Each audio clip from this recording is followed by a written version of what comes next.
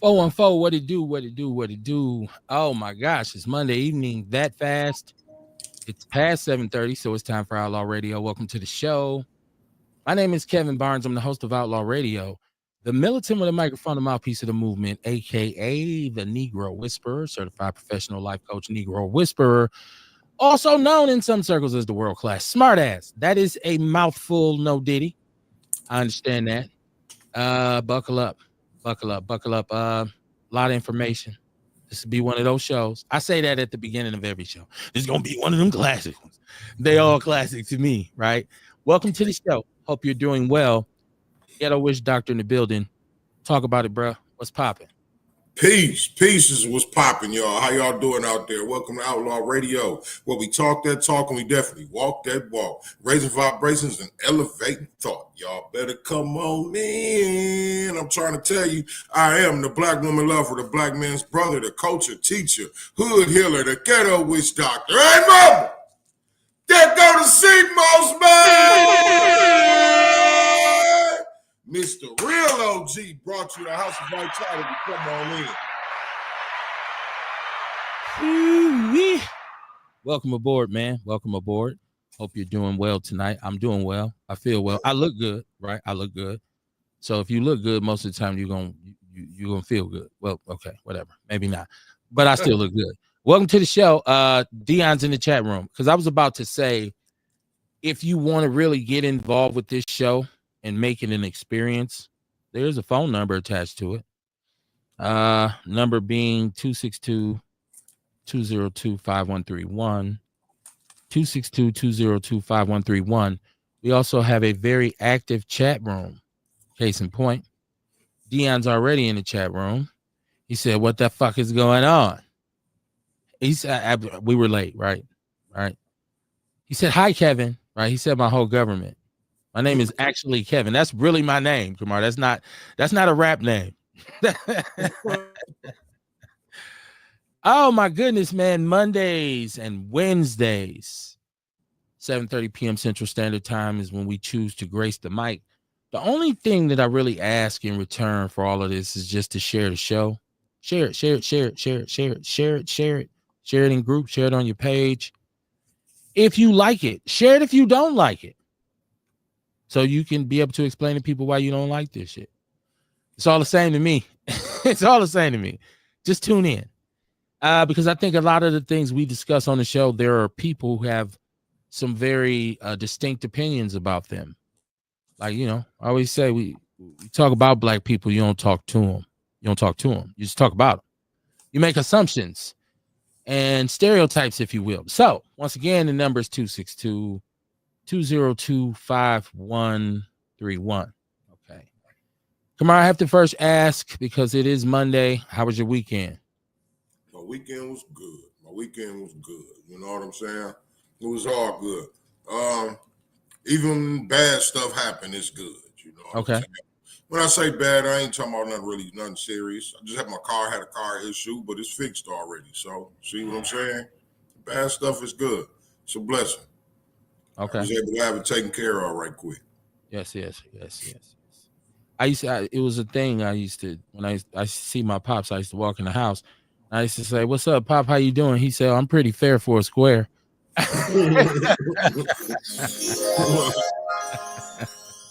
I said, all right, Pop, all right. Biggie. Yeah, man. Pops had the 70s and the 60s. That's how my pop spoke, Kamar. He spoke even all the way through. He was 60s and 70s jive. Yeah, jive turkey, shucking and jiving. Like, oh, man, you was a jive turkey. Like, what the fuck is he talking about? My phone should be, let me check. It should be on point. Everything should be everything tonight. DeVille Willis in the chat room. What up, Q Love? He said, "Good evening, Outlaws." What it do, my brother? What it do? Hope you are feeling good. Kamar, as bad as we hate, well, I will say myself, as much as I hate to not give myself too much credit, when I'm prophetic, right? I stated months ago, I stated this, Kamar, and people can go back and see the shows. I said, what's going to ultimately be the result of Donald Trump's election would be political upheaval. I said that. I said it's going to be legal. It's going to be tied up in courts. People are going to be protesting. I said my faith was in the people of this country to a point when enough is enough, motherfuckers say enough is enough. Hold on now. This is still America. Don't get beside yourself. Right? And so this is the opening salvo. 9,000 people in the city of Milwaukee protesting over the weekend. I wasn't one of them. I don't do large mass protests. Just in case you were saying, well, where was Outlaw Radio? At the crib, chilling. You know what I'm saying? I put my time in on the front lines, baby. So, no, I'm saying, but shout out to all those people who were there. Shout out to all those people who were there. And all across the country. So Milwaukee had 9,000. Right now, it's estimated that there were 600,000. So that's over 500,000 people in unison across party lines protesting. You know what I'm saying? Political upheaval. That's what it is. Mass confusion. Motherfuckers who thought they was in one party and is, oh shit, I voted for him. He still sent my wife to El Salvador. What the fuck? I got two things too. Okay. You know, like even before that, I was seeing a lot of videos, a lot of people making videos, pushing videos, telling black people, hey, sit this one out. Sit this one out. Y'all don't want none of this. We got this for y'all. We got this. When the actual protests start coming, that's what I was seeing. White people out there, white people protesting. A lot of black people sitting there. I saw a few black people doing videos. We outside. Man, go sit your dumb ass down some motherfucking where. But anyway, it's that. And like you say, it's across party lines. And remember I said, man, listen, the next civil war, if it's going to be a civil war, it's going to be white people against white people. Well, just like the first one was. Yeah. We just jumped in it. Black people just jumped in it. It was really them. Hey, I feel like brothers was trying to get free. They right. We just like, man, maybe if we, you know what I mean, throw a rock. You know what I'm saying? My rock might help. Right. Motherfucker might give me some clearance. Of course, we learned later on that it didn't matter. And it didn't stop us.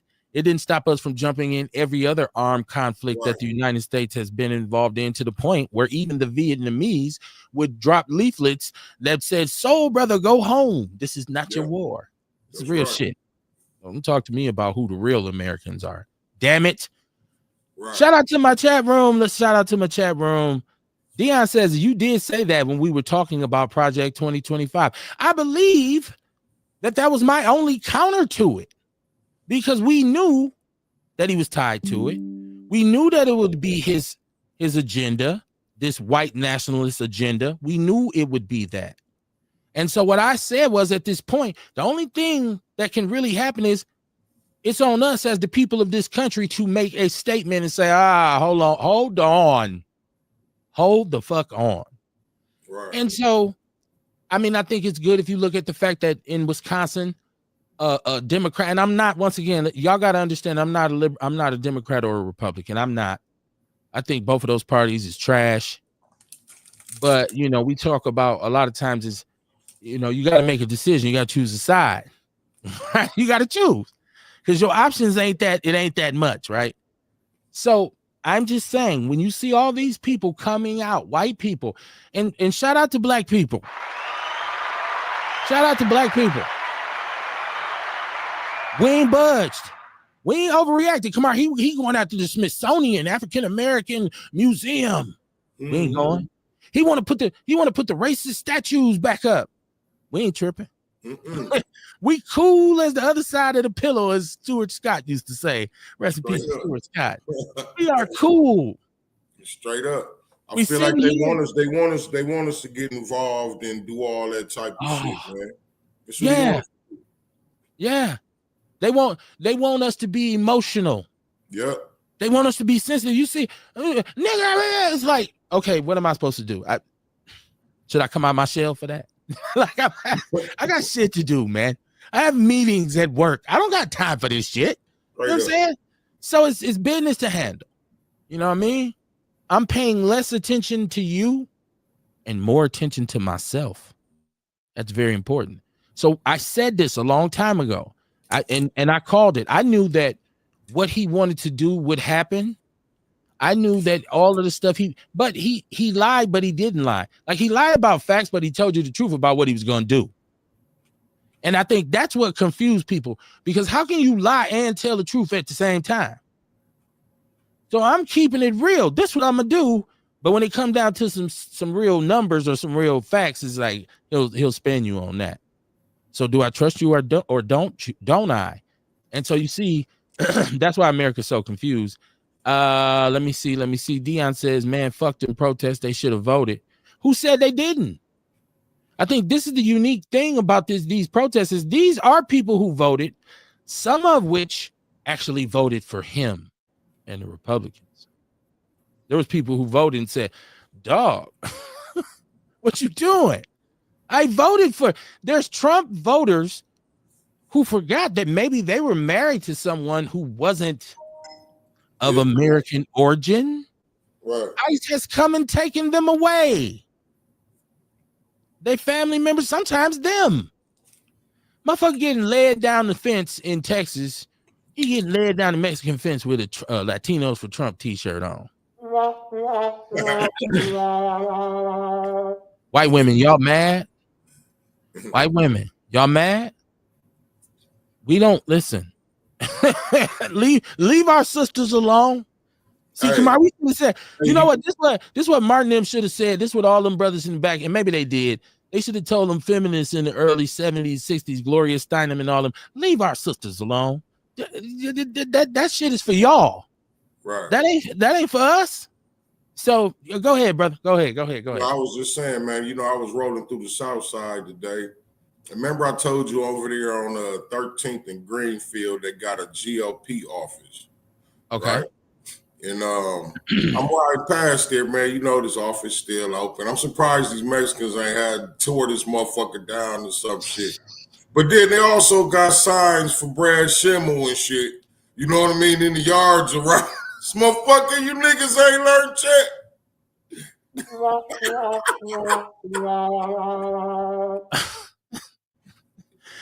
It ain't funny, but it is. Right, man. Come on, man.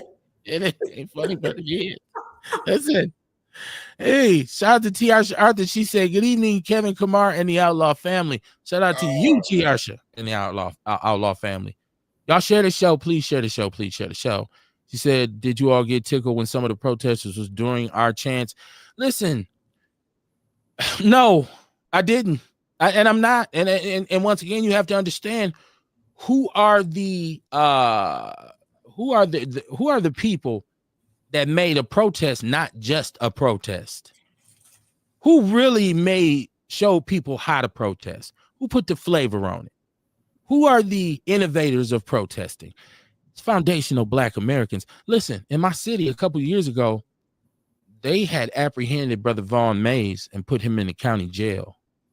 Black people threw a party. It was a protest, but it was a party in front of the county jail for 2 weeks? I'm talking about they had a bounce house. They had turntables. It was DJ. It was a spot. Nobody else does that like us. So, of course, they probably borrowed some of our chants, right? Like, where else are they going to get them? Where else they going to get, Hey, but also I saw some more videos from a lot of white people talking about saying, did you guys see how it was a peaceful protest? And right. They wasn't saying that it was peaceful because it wasn't a Black protest. They was saying that it's peaceful because of the privilege. And they was saying that shit's foul. This is part of the purpose of it too. You know what I mean? To show how the police don't come in with artillery and riot gear and all that type of shit. You ain't see none of that on none of them pictures. And I seen a lot of white people expressing that shit, and they was saying like, "This some shit that ain't right either." Well, I'm just saying this to say that I like how, you know what I mean, how social media put a lot of shit in your face. You know what I mean? Like, I want to tell you this. I don't care if you white, Black, Puerto Rican, whatever. 9,000 people is a lot for any police force to deal with.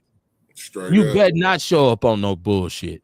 Straight Especially up. when what they are there for. See, this is one of those things where the political upheaval. See, I mean, just for the as a history lesson, what made America turn during the 60s was protesting. Like a lot of people say, oh, that shit ain't nothing. We shouldn't. The motherfuckers doing sit-ins, motherfuckers getting killed, fighting with the police, riots. It's upheaval. It's a political upheaval. There's And they no wasn't peace. always peaceful either. No justice, no peace. Straight up. Sometimes things happen.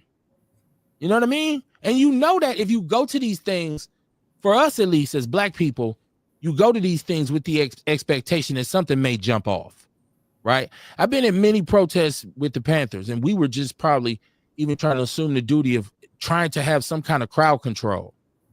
And I'm telling you, it's many. You got over 1,000 people, and it's like, I mean, it's so. I'm what I'm saying is, yeah, police was chilling. Like, shit. Hey, hold on. Wait a minute. Yeah, damn. Right. 9,000 people. Let me tell you too, man. A lot of the time, you see it like tragedy. A lot of time, tragedy has to happen for something good to come out. You know, like I hate to say that, but you know what I'm saying. And they wasn't finna come out there with all that wild shit. And it wasn't all white people too. Let's say this. So even if they took, it was a lot of black people down there. There was a lot of people of color. There were a lot of Latinos. Damn near everybody who Trump is vicking. There's even some old white people. And keep in mind, this happened all over the country. So it wasn't just. You got a lot of veterans. You got a lot of veterans that was out there. Right. And like I said, a lot of people who actually voted the other way. Yeah. John Fletcher, what it do? He said, what up, Outlaw family is going down tomorrow. EPU making history tomorrow night at the Sherman Phoenix. EPU Firearm and Safety Club meet and greet from 5 to 6, lower level. Put that in the People's News Network so I can share it. EPU Firearm and Safety Club. Yes, sir. Yes, sir. Okay, let's go, John Fletcher. I see you. Ewalk, he said Ewalk is in the motherfucking house. So I wanted to go back because, to start this conversation off, it was about us saying that we kind of understood where we were headed and we knew what to expect. We have known what to expect from Trump. You know what I'm saying? Because it's one of those things where you say if somebody tell you who they are, you believe them, right? And so he was in office already. We seen it. Right. We see like it was that's what was so crazy to me, Kamars. I'm like, wait, we already did this dance. We're gonna do it again with the hopes that it's gonna be better. You know it's finna get worse. I know that this is an all-out economic war, and he's launched it worldwide. He's putting tariffs on places, and I just want to make this plain and clear for people who may not understand the whole tariff talk thing. Basically, he's putting taxes on things, charging people to do business. They're coming back with counter tariffs to say, okay, we're going to charge y'all. Then he's going back saying, if you do that, I'm going to put now. What did he tell China? He's going to put 50% on their tariffs if they do anything retaliatory.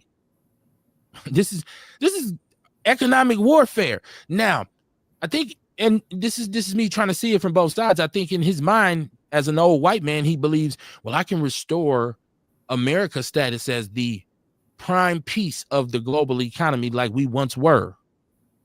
But that was like 70 years ago. The world has changed. The world is smaller now because of the internet, because of satellites, because of technology. I can do business with a small startup in Taiwan now and make a lot of money, whereas back in the days, that shit wasn't happening. You had to go through their gates. They were the gatekeepers, and it got away from them. And I feel like Trump now is in that kind of, I'm going to make America great again, golden age. But before that shit happens, we finna be taxed up the ass for everything. We're already overtaxed in Wisconsin. We're already overtaxed in Milwaukee. Stop it. And 90% of the $200 million that we generated off the tax increase went to Milwaukee City employee pension payments. Tell your auntie them about that. Yeah, she gonna be mad. Ernest Walker said reciprocal taxes. T.R. Arthur said, I said the same thing. Where was the police with the riot gear? Same clear people recognized the BS She said some clear people recognize the BS, and some made that statement trying to say, see how to do a peaceful protest. She said, question, some was trying to be sarcastic. Well, of course, I mean, but that's why we ain't throwing our shoe in the ring like that. That very sarcasm, that cynicism is how your ass got in this situation in the first place. Because a lot of y'all voted for Trump. So it's your fault. Right. We know everybody. We know they all don't feel the same. Right. Smart ass. Oh, you got to say something smart. Smart ass white boy. He's a cocky white boy, Kamar. So it's all good, you know. And once again, I didn't see us putting a real premium on being there. Like I said, I wasn't there. Kamar, were you? I know you probably were. I didn't know about it until that day. Okay. We wasn't even talking about, like, black people wasn't even talking about that shit. No, that's what I'm saying. Black people had no plans. It was cool. It's cool, right? That's what black people say. No, it's cool. Right. Black folks had no plan. Right. They having a protest today. You bullshit. Right. You bullshit. You sound like the mayor. I'm going to get my CMOS. Right. Fuck it. Listen, the tariff thing, if you don't understand, it's all about economics. And I know a lot of people felt like, well, I'm not going to vote, or I don't have a political opinion because what they're going to do what they're going to do anyways. But I think what this whole situation is showing, like we said, we have judges. We have this thing called the law in America. And as many loopholes and as many because law, a lot of people don't understand, a lot of laws that are on the books are based on precedents, legal precedents. So that means this case has been tried before, these very grounds, and it was revolutionary, and this is how we judged it. So a lawyer will get in court and say, based on the Kamar Carter versus tuna fish of 1934, boom, you off. Oh shit, how'd I get off? We have a law. We have courts. Right. So with all of the executive orders and okay, Congress and Senate, they just holding their nuts. I don't know what they doing right now. Please justify why you getting paid right now. Because he ain't asking y'all shit. And they got minor arguments. Shout out to Cory Booker for his 20-hour rant or whatever he did, right? His whole thing. I'm just saying, man, black people are still, this is beautiful for me. It's beautiful for me. I like to see black people chilling. Kamar, some of us like to see each other act a fool, right? Like, man, that motherfucker get bucked, man. I like to see us chilling. I like when we kick back calculated, like, what this shit about? What's this? Let me look at this shit, right? And so I'm hoping that the momentum extends itself to midterm elections. I'm going to vote in the midterms. We start talking about who's actually out there, and it's going to take courage on some of these individuals because you fighting a real exclusive white boys club. Somebody got to stand up. That's what I'm saying in the state, in Milwaukee. Somebody within our leadership needs to stand up to the city of Milwaukee, to Milwaukee County, to the state if they need to about these pension payments. It must be stopped. It must be stopped. If it's going to rape the rest of us, it should be stopped. Now, I do have some other stuff to talk about. Welcome to the show. Let me see. This is Ewok in the chat room. He says, I'm gonna call in. Dion is trying not to get fired on his day off. New job, whooping his ass. Yeah. Dion, I hollered at my homie. Shout out to Jeremy Nimitz, man. I hollered at Jeremy Nimitz, and he works for the city. I just holler at me. We can talk. But so, and then I'm anxious to see that there are a lot of black people who were against the protests, especially those who are of the mindset that, why y'all doing all that shit? We like Trump. We don't. And a lot of black people are basically saying they like Trump because of their hate for the Democratic Party, Kamar. They might not even be up on his policies, and you ask them about now, and they just be looking stupid. But their whole point is, I want to get off the Democratic plantation. I want to show Democrats, I'm going to teach Democrats a lesson. That you don't just automatically get the black vote. Okay? Well, let me tell you, 85+% voted democratically in terms of black people. Some niggas only fight when they on the winning side. Right. Well, Yeah, but they choose what side. They flip-flop. That's what I'm talking about. They pick. Yeah. I'm just saying, I'm not fond of Democrats, but my disgust of them is not outweighed by my disgust of Trump. See, white nationalism is not for me. I know that there's no place for me as a foundational black man. How about it ain't the party that you hate, it's the person. It is entire. That's what I'm saying. It's white nationalism. I don't. It's over. It's a white nationalist government it's a cabinet of white nationalists. That's the shit that irritate me most when I be talking to one of them ignorant ass black Republicans that want to argue every motherfucking thing and think every question is a weird question or a funny question or a hard question or some shit. Like, that's the shit that upset me the most about them right there, man. Yeah, because they kind of pacify you like, what do you mean? Why would you say that? Like, it's like, yeah. And not only that, they say shit like you say something and then they be like, well, in the Biden administration, right? I don't like neither one of them. Fuck Biden and Trump. But here's the thing, Biden is no longer in office. I know. I'm just saying. You know what I mean? Fuck Biden and Trump. Now what? What's your argument? That's what I'm saying, Kamar. You bringing up Biden right now. We're talking about today. You want to go back and pick his mistakes? Fine. Okay. Well, he did this, he did that, he did this, he did that. Fine. Okay, that's cool. But today, right now, we talking about this time. Right. Yes, your man. That's your man, right? And so I also felt like we stated that we would be relishing the opportunity to kind of look at people who were pro-Trump and say, oh yeah? Like, I felt like that's the only thing I said that too, Kamar. I said, the only thing we're going to get out of this is to be able to look at people who are so pro-Trump and so drinking the Kool-Aid is just look at them and be like, oh yeah, that's your man? Okay. What you think now, genius? Right? What you think now? You're a political scientist. But yeah, man, it's and shout out to you if you're a black Trump supporter. I have to say that too. Because whether you know it or not, we all black still. I think some of y'all don't forgot about that shit.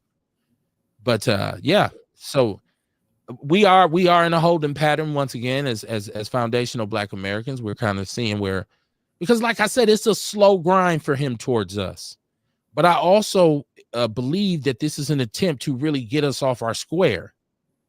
Because if you can get us distracted and start crying about the Smithsonian and forget about 90% of $200 million being taken from you, or you being overtaxed, or you understanding that, wait a minute, we have a legal system. This should be all kinds of trips and checks and balances here. I think they'd rather keep us like, oh, what is we gonna do? I'm gonna tell you, my world doesn't end if the Smithsonian's history of African American history closes. My day is not affected by it, Kamar. It's a shame. It's a shame, but I mean, yes, life goes on. Ernest, turn down your device. You know how we do it. Man, I already know the episode, man. Okay, well, you called with the radio up. I don't know if you forgot or what. What's happening? What's going on? Nigga, I ain't forget. I was walking away as you were speaking. Why do I have to be a nigger? I don't understand. No, I'm just fucking with you. What's up, Ewok? Why must I be a nigga? You asked me. MC Red controls the automatic. What's up, yeah, with man? You, man? Man, it's all good. What up, K-Bull? You know what I'm saying? What's going on? So what Courtney at with her nappy head? I don't know. You know, people tend to check in and check out as they see fit at this point. It is what it is. Yeah, I know that. I'm just talking about regular shit. There you go. But the brainwashing, the brainwash is crazy though, man. And you know what? And sometimes it's as far as people don't want to admit that they was wrong. Okay. So if a nigga went and voted for Trump, Donald Trump and shit, dude, just admit you was wrong and carry on and shit. No, don't start looking for excuses and shit and trying to justify. You know what I'm saying? They want to justify because they don't want to be wrong. You know what I'm saying? I mean, come on. Everybody, it's okay to be wrong. That's what I was going to say. It's okay. If you knew better, you do better. Right? You're gonna go into your bag of tricks to try to make your situation feel because you emotionally attached to what you did, and you ain't man enough or nor woman enough to be like, man, This nigga fucking up, man. Right. We fucked up. We fucked up. Oh. Hold on. Let me merge this, y'all. No, he killed it too. Just like Orlando, he'll get on here. If that some bitch is listening right now, fuck him. Because he'll get on here right goddamn now and still make excuses. Well, when the money come in, and this or that and such. I don't know what they be buying them tap dancing shoes for niggas like Orlando, Tim Scott, and Byron Donalds. I don't know where they got them shoes on still at. But I'm nigga shit. They got them Sammy Davis Jr. joints on. Gregory Hines. Right. Let's go. Dion in the building. A-Walk, hold on. You staying with us or you bouncing? Yeah, I'm gonna let Dion do what he do, man. Y'all go ahead. All right. Man, I ain't doing this, man. I'm just trying to, before I go to sleep, man, you know, motherfucker got to get up at 4:45, so I just try to catch the Outlaw Radio when I can. There we go. I'm sitting outside with these old puppy dogs. They got to go outside and take a shit, though. But yeah, though, man, I said, you know what, though, man, this the whole thing about that Trump shit, though, man. And I get tired of this, listening to the lies. And, like, to me, first of all, I think black people, this is my opinion. I don't know if any facts, but it's my opinion. I think black people voted for Trump due to the simple fact that we had a problem with immigration. And somewhere, somehow, we felt like the Mexicans was taking all our jobs, you know, because we knew Trump was racist. We did. You know, then I guess it wasn't enough information out there about Kamala Harris. Kamala, however you want to pronounce her name. So they just looked at her like, but I'm thinking like she was vice president, so what's the big deal? But my whole thing is like far as with white people, and they have to be honest with themselves, you voted for white superiority. It was hate. Trump is trash. I mean, he's just a piece of shit ass human being. We don't even know if that man has a high school education, a college education. You know, like, seriously, though, you know what I'm saying? We don't know nothing about him. Like, seriously. We know all these fallacies that was made up. He's a businessman. He ran, what's that show that he did? The Apprentice. You know, all these fallacies, but he has no decorum far as being a human being. He's not even presidential in no type of way. He doesn't even act like a civilized human being. And when he was up there on stage in front of the people and that man said, well, I have a concept of a plan, he had no idea of a plan. That's why me, myself, personally, we're going to suffer. And the whole thing about it is we got to tighten our belt, maybe pay our mortgage up a couple months ahead of time and try to stay on top of our bills because the economy going to suffer. And we don't know if the economy, because when 2008 hit and we had that recession with George Bush, it was real bad. And, you know, people will sit up there and be like, oh, the tariffs is good. It's going to bring back manufacturing to the United States. A lot of these jobs that they talking about bringing back manufacturing to the United States, first of all, it'll take years to build those type of plants. Some of those places, like, we don't have the natural resources, so we still gonna have to import the natural resources from other countries. You feel what I'm saying? To even produce some of these things. And a lot of the things that people feel like the United States is going to produce, we want to get paid unless they're going to bring the Venezuelans back or whoever and pay them $7, $6, $8 an hour. You know, we want to, I don't even look at a job that's really less than $25, $26 an hour. You feel what I'm saying? I'll be like, no, I remember like 10 years ago, if a motherfucker made $20, he jumped. But you know what I'm saying? So nowadays, I be looking at 29, 30, 32, shit like that. You know what I'm saying? Even when me taking this job with the city, I took a $3 pay cut because I was making 30 at my other job. You know what I'm saying? I just got tired of the bullshit that was going on there. So, you know, and then another reason it's going to be a recession because if we as people feel like, well, it's going to be a recession, we going to spend less. That's going to hurt.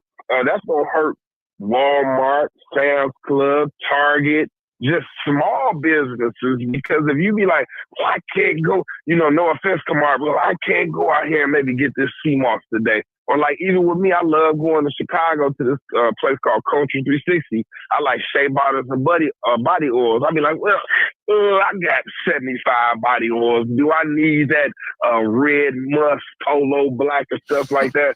So a lot of us gonna tighten the belt. You feel what I'm saying? And it's gonna hurt. Right. So, and you know, and basically the whole thing. Let me ask you this, Dion. No. Let me ask you a question. Go ahead. No. I was talking to the dog. Oh, okay. Come on, so we go in the house. Yep. First, I'm here, kid. While you put your dogs up, let me get to my chat room since you letting dogs in. Oh, go ahead. I'm gonna mute you. Dre Day, how you doing, Dre Day, man? What's going on, Dre Day? He said, crazy part is it hasn't been a president that we were pleased with yet. The agenda is coming from the real people in charge, no matter who is president, and that won't change. Yeah, that's true. But I mean, I think once again, my only point is that at the end of the day, it is the responsibility of the American people to dictate and not be dictated to. That's why a dictator wouldn't or shouldn't work in America, because we are a group of people who have enjoyed whatever form or whatever our form or understanding of freedom is in this country. People say we're not free. Freedom of choice. There's a lot more freedom of choice in America than there are in other places. Let's just say that. So maybe we're not totally free or whatever. But so that means you got a group of people who ain't going. We ain't paying the $5. We're not going to allow somebody to come in and dictate us. And that's what you're seeing. The opening stages is these mass protests. Those things turn into something. I know a lot of people are pessimistic. Let me go to chat room. This is TRC said, I keep saying it's not about being a Republican or a Democrat. This is now a people thing. The Klan leader is trying to take away our livelihood. The clear people always cry about the American flag, but isn't upset about him firing the vets, removing the veteran pictures and taking away their funding. But you also have the ones that are crying about the Confederate statues. Like they forgot they fought the American soldiers. They also forgot that they lost. You never hear about the second place team in the Super Bowl after the Super Bowl's over. Don't nobody ever talk about the team that lost. That's what the Confederates are. They were the team that lost, or were, I should say. They lost. But there's you hold on to it and you revere it because it represents a ideology. It represents a time when we could kick a black person in the ass and enslave them and fuck it. Everybody could get it. It was all about white men. That's what they ran even their women. Once again, you have to understand. So TRC said, tell Dion real talk. I don't have a problem with the immigrants. They didn't take any jobs we want, and neither do the clear people. Yeah, when Dion says that, that's always because I haven't heard people here complaining about Latinos taking our jobs. I really haven't. I don't, and maybe because it depends on who you're around too, I guess. I don't. That's true. Depends on who you're around, because I hear a lot of black people black people. Immigration was one of them. Abortion was number 2, and that LGBTQAI plus. You know what I'm saying? We're not gonna make fun of the LGBTQ community. You know, we as black people felt like, no, we don't want our girls in the bathroom with boys, and we don't want, men playing girl sports and things like that. But at the end of the day, you know what I'm saying? That's on them. That shit ain't got nothing to do with me. You know what I'm saying? But I just can't believe that black people would have went to the polls and voted this man in. And a lot of them, you wouldn't even hear people call the show, well, he was the president before. He won so bad. But the whole thing about it, this man, before he wasn't prepared to win. This time he came with a whole motherfucking 1,000-page manifesto, which we talked about day in and day out. It was called Project 2025. And one thing I can say about him, he's doing what he said he was gonna do. I can respect him for that. Everything he said, we didn't know it. He said he was gonna do it. He did, that's why I'm like, okay. When I see people's reaction now, when I see their reaction now, I'm always kind of side-eyeing it, like, wait, what? Were you surprised? They say, oh my God, he's going after the Department of Public Instruction, and he literally was saying he was going. He's gonna get rid of it. Like he said it. So it's a crazy time. Now I want to shift a little bit, but also because Dion, you had said in the chat room, you said fuck them protests, and I want to ask you, so you don't agree with people coming together making a statement collectively saying it's some bullshit? Oh, okay. It's too late now. It's too late. It's too late. Okay. He got the executive, which is him. He got the legislative, which is Congress and the House, and he got judicial. He doesn't have judicial. I don't give a fuck. He doesn't have judicial. That's why he got the Supreme Court. He doesn't. That's why. No, he doesn't. He does not. This is why there are injunctions against him. That is the one branch that he does not have, the judicial branch. Do your research. Man, listen, there are over 3,000. There are over 3,000 lawsuits. This was announced. Was it 3,000 lawsuits that have been launched against his cabinet since he came in office? Mm-hmm. That's judicial. Well, that's the court. Okay, all right. That's probably local federal courts, but he got John Roberts and Clarence Thomas. You know, he got them before he was elected president. They gave him immunity. Do you understand what I'm saying? They gave. Well, hold on. They gave him. Hold on. Let's be clear about what you're saying, because what they said was, in relation to the prior crimes he had committed, and people, because we kept saying he has all these felonies, why is he not going to jail? And he has these lawsuits. What they ruled was, as far as crimes in the past and in the future, did he commit that crime while he was president as an official act of the president? So it wasn't necessarily immunity. It was just to get him past that so he can get into office. You're saying he has them, but I'm telling you, the states have their own rights as well. There are state Supreme Court. Those Supreme Courts matter too. They're holding up. They got leaked. They got injunctions. They got all this kind of stuff. I agree. And the Supreme Court is not going. And I'm saying this, and I don't know, because I'm not a future. I can't tell a future. I don't believe the Supreme Court would allow him to just take over and become the dictator of this country. Or what you'll see is then it's dangerous to be a judge, like in Mexico, like in South America. Then it becomes hot to be a judge. You know, take that for what it means. Like, I'm just saying, like, you right now you get to walk out your house and go to the courtroom in the morning and it's all good and and so once you start doing this, see, there's lines being drawn in the sand, Dion, and that's why we keep talking about this white civil war where white people are against white people. You know what I'm saying? Because there is a law, because there's always some lawyer somewhere who's saying, hey man, but what about this loophole? I hope you're not right. I hope that we don't wake up in the morning and the Supreme Court say, give him what he won't. I hope not. The Supreme Court just, what it was, 5-4. They just denied somebody coming back that he sent to El Salvador or something. Whatever, which one. Yeah. And he under that enemy act. You know what I'm saying? But why do you? I don't understand why you, Dion, with all of the stuff we've been through, with all the stuff we've been through, with all the stuff you've been through, I can't understand why you're always like, there's nothing we can do. There's no need on resisting. Don't protest. Don't vote. Don't use your vote as a bargaining. Like, you are the most positive, negative person I've ever met in my life. Like, I don't understand why you say it's over. Kev, the world finna fall in the ocean. I don't understand why because you seem to try, like you always trying to move and progress in life, but then you say, nah, man. Well, go ahead, brother. Go ahead. I'll tell you this though. You know what I'm saying? And I was listening to somebody talk about that today. It will come down to state versus federal.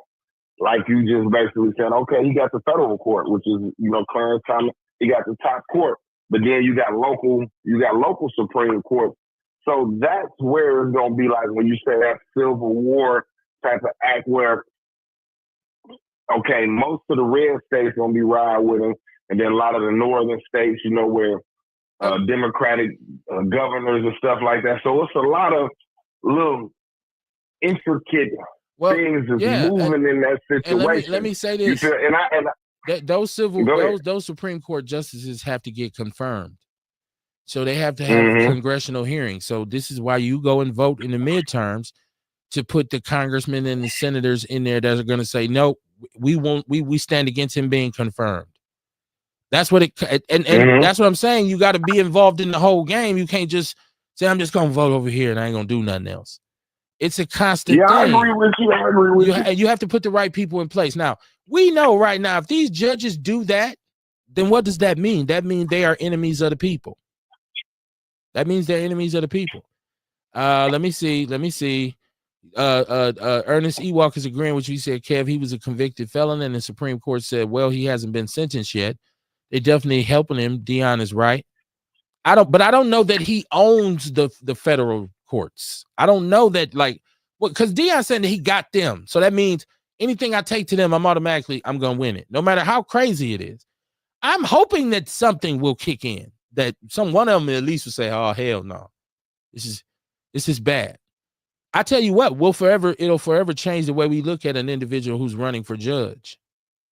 Now you know. Even president too, shit. Yeah. Because this ain't supposed to be happening right here. He said a convict can't run. They make new rules for dude. I don't deny that. Yeah, technically, he wasn't even supposed to run because I forgot what amendment was, but the Insurrection Act, I think 18 something, which did that was at Andrew Johnson and Andrew Jackson. One of them, they was disbarred. So technically, Trump wasn't even supposed to run, but was it Congress or was it the Supreme Court to say, hey, he did that as an act of the president? You know what I'm saying? So technically, he didn't break the law. So let me ask you a question. With all that said, right? With all that said, that they changed the rules for him, they allowed him to run, right? They gave him privilege. But you know what had to happen for him to get elected? People had to vote for him. People had to go vote. So you can't really blame the judges. You can't. But they could have changed all the laws they wanted. If nobody voted for him, it wouldn't have mattered. This falls on the people. No, but people would have wrote him in. What do you mean? He is their figurehead. What? He's their Michael Jackson. What are you talking about? They were. I agree. Come on, man, listen. I agree. I can't argue with you. Listen, people voted this dude in. All of this falls solely on the American people. It is y'all fault. I'm saying y'all because I ain't vote for him. Yeah, I said it. I didn't vote for him. So it ain't my fault. And 85% of my people, we didn't vote democratically. We just voted against Trump. That's the reality of it. So the people who are affected by this, the real victims of DEI, the real Latinos who are seeing their people being kidnapped, they taking motherfuckers by accident like, our bad. We don't know where we dropped this nigga off at. You got the wrong man. Move your ass out the way. That's serious business. That's Gestapo. That's Nazi. You see what I'm saying? Like, so the people voted him in. I don't want to. That's why I even heard they kidnapping motherfuckers down there going to court. Man. You go to court, we want you. Come on. Listen here. Close the door. Get in the van and close the door. Right? I'm just saying, people who are losing, once again, when white people stop assuming that they are so entitled and they should be the recipient of everything and nobody else should get anything, when they realize a lot of them programs that they were labeling as handouts and all this shit affect their ass too, because y'all got some baby boomers still alive. You think old black people are the only ones who take medication? They got their Medicaid and shit cut off. Poor white people got their daycare froze. They looking around like, damn, this shit. Wait a minute. We thought it was just going to be the niggers. You are the nigger now. You are the new nigger, poor white man. Welcome to the game. Y'all better start rapping. You motherfuckers better start some independent white rap labels or something to try to get out the trailer park. It's going down. Tiarsha said this falls on the people that voted for him and the ones that didn't vote. Ooh, she added the ones that didn't vote. That's a touchy topic, Kamar. People who gonna say I refuse to vote for the Democratic Party. I was running from the plantation. I wasn't getting on that plantation voting democratically. And didn't vote or voted for Cornel West. Or some other independent rapper that you voted for. You wasted your vote. I'm sorry. You wasted your vote. You wasted a vote. Yeah, a lot of people did waste their vote. That's why I'll be on Courtney ass when she called you like, hey guys, this is juice. Like, no. However you paying for school. Say, man, we ain't gonna jump on nobody who ain't here to defend themselves. We ain't gonna be messy. Yeah, we men around here. We don't do that kind of stuff. We don't I'll talk about a dead person. You will. And I'd stop you like, wait a minute, that nigga dead, Dion, chill. On the real, ain't no love, man. We about to be rough. I hate it though, bro. I hate to just see him get on TV and you hear people lying for him, and they just be like, "Oh, it's not gonna be that bad." And then you got economists or whatever you want to call them, people that went to school for this shit, and they saying like this is what it is, and they're like, "No, it's not gonna be like that." And you like what the economists is like what? Well, you just tell me, oh, it's gonna be this. You know what I'm saying? So the latest game, the latest trick bag is for all of you who haven't. I've seen a lot of us even talking about and touting investing in the market, playing the market. I got stocks. I invest. I make money. We just seen a cataclysmic collapse. We just seen a catastrophe. And Trump is responsible for like most of the worst collapses of the markets, of the stock exchange in history. You go back and look at it. But rich people, now this affects wealthy people too. Now I know they're saying, well, yeah, you're losing money, but it's going to be cheaper than ever now to buy stocks. And when the market jumps back up, now you in the game. That's what's supposed to be the latest game is, okay, everybody's dumping their stock. Go in right now and hog up a bunch of shit. And then ultimately what Trump is doing is going to reinvigorate the economy and you're going to be rich. I don't believe that. That sounds like trickle down economics to me. What Reagan was pushing when he came in, and we found out what he was trickling down. Goddamn 2 for 15 all day, right? For real. So I'm just saying, man, like this shit, what he's doing is it's affecting so many more people than us. I don't believe it'll be able to keep going. You know what I'm saying? I really don't. I believe that people are going to put a stop to this. And if we don't, I've said this a million times, then don't complain. It's our fault. Y'all voted for you Trump voters. I don't want to hear not a one complain. I don't care if they came and took your grandmama. I don't want to hear you say shit. Because the man said what he was going to do. And you still voted for him.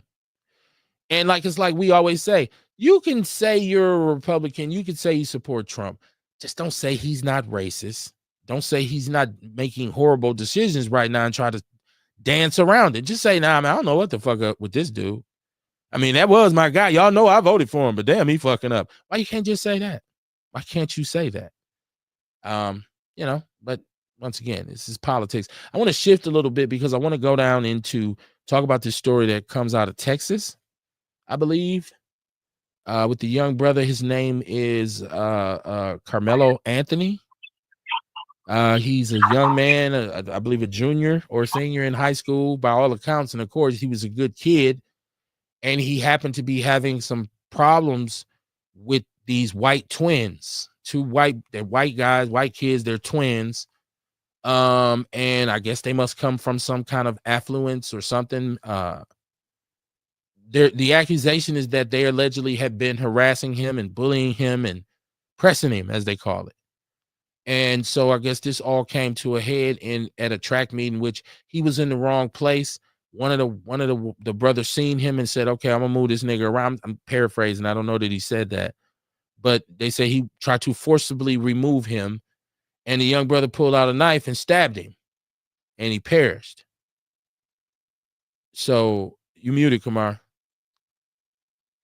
I'm glad I was muted because I laughed a little bit. You know what I mean? Like, damn. But so, because I'm thinking like why you said what you said here about the story, right? And it sounded like you were saying the white boys decided they would remove the black boy and he stabbed him. He stabbed one of them. Mm-hmm. He stabbed one of them. That's what made me giggle a little bit. Fuck around and find out, motherfucker. And if they weren't kids, I'd probably say that. But these are no, I'm gonna say that because you know what I mean. Sometimes you got to learn early. Because they fuck around and grow up and be some kind of serial killer. I hear you. My son's only 18, and so yeah. I automatically, my heart goes out to any parent that loses their child. Like you young man. But then white boys to the Mexican. Hold on. Y'all talking over. I can't hear it. Hold on, Kamar. What did you say? I was saying, but from harming a child harming somebody else. No, that's bad too. I wouldn't want my son. And then he defended himself.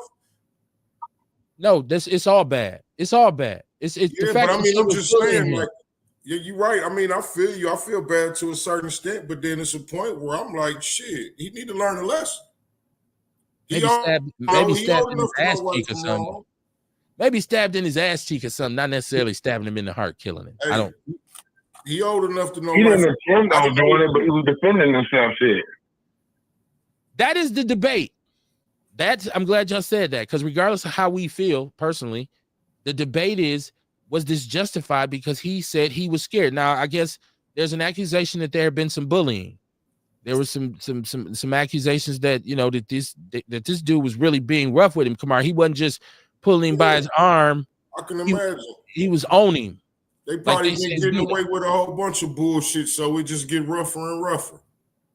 I'd like to see the facts come out. I don't want to make any assumptions, but that could be the case. That's how we know it. Hey, that's the history we know. Yeah, we know cocky rich white boys. We know cocky rich white boys tend to do this kind of shit, right? Like this is how they behave. Especially when they can group up on you.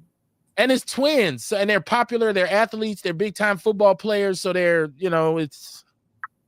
Man, look, I remember I got a story when I was going to Madison High School. I was a freshman. It was after football practice. We was walking back to the bus stop, and a group of white boys in the van rolled past on some bullshit. Then they pulled up on us and hopped out when we was on the bus stop at KFC over there. Okay. Remember, it used to be KFC. They hopped out right there and jumped out. Well, we wound up beating their motherfucking ass. We had helmets and shit. They got rocked. But one of my guys got his jaw broke, right? But we didn't get no trouble for that because it was cameras. But that's the shit I'm talking about. Like, they feel like they see an opportunity where they could gang up on a motherfucker and do some bully ass shit. And then get fucked up in it. Yeah. You know what I mean? That's why I don't feel bad about it. They should have taught their son better. Yeah, once again though, I don't. They should have taught their son race relations better. This is a baby. He's 17. He's how old was he, kid? 17. Yeah, so was the little black boy. Yeah, and let's be honest, his life is fucked up too for the rest, because he ain't just walking away, Scott. He got to live with the fact that this happened. Because I don't think it was his intention to kill him. Right. But this is, you know, the average person ain't gonna just do something like that and be like, oh well, back to Tuesday. We don't know what would have happened if he didn't have that. We don't. Yeah, that's true. All of the facts. Then there was another situation. There's too many reasons for me not to feel too bad. Yeah, I just don't like to see kids get killed. That's all. I don't like to see. There was another situation that happened not too long ago where a white dude attacked a black dude, and dude got on his ass, the dude fell and hit his head. And then remember when Donald Trump first won and Dunkin' Donuts, dude called dude nigga in his face, called him a nigger and all that shit, and dude hit that old man. That old man fell back and hit his head. So, you know what I'm saying? Like, shit, I'm going to keep it.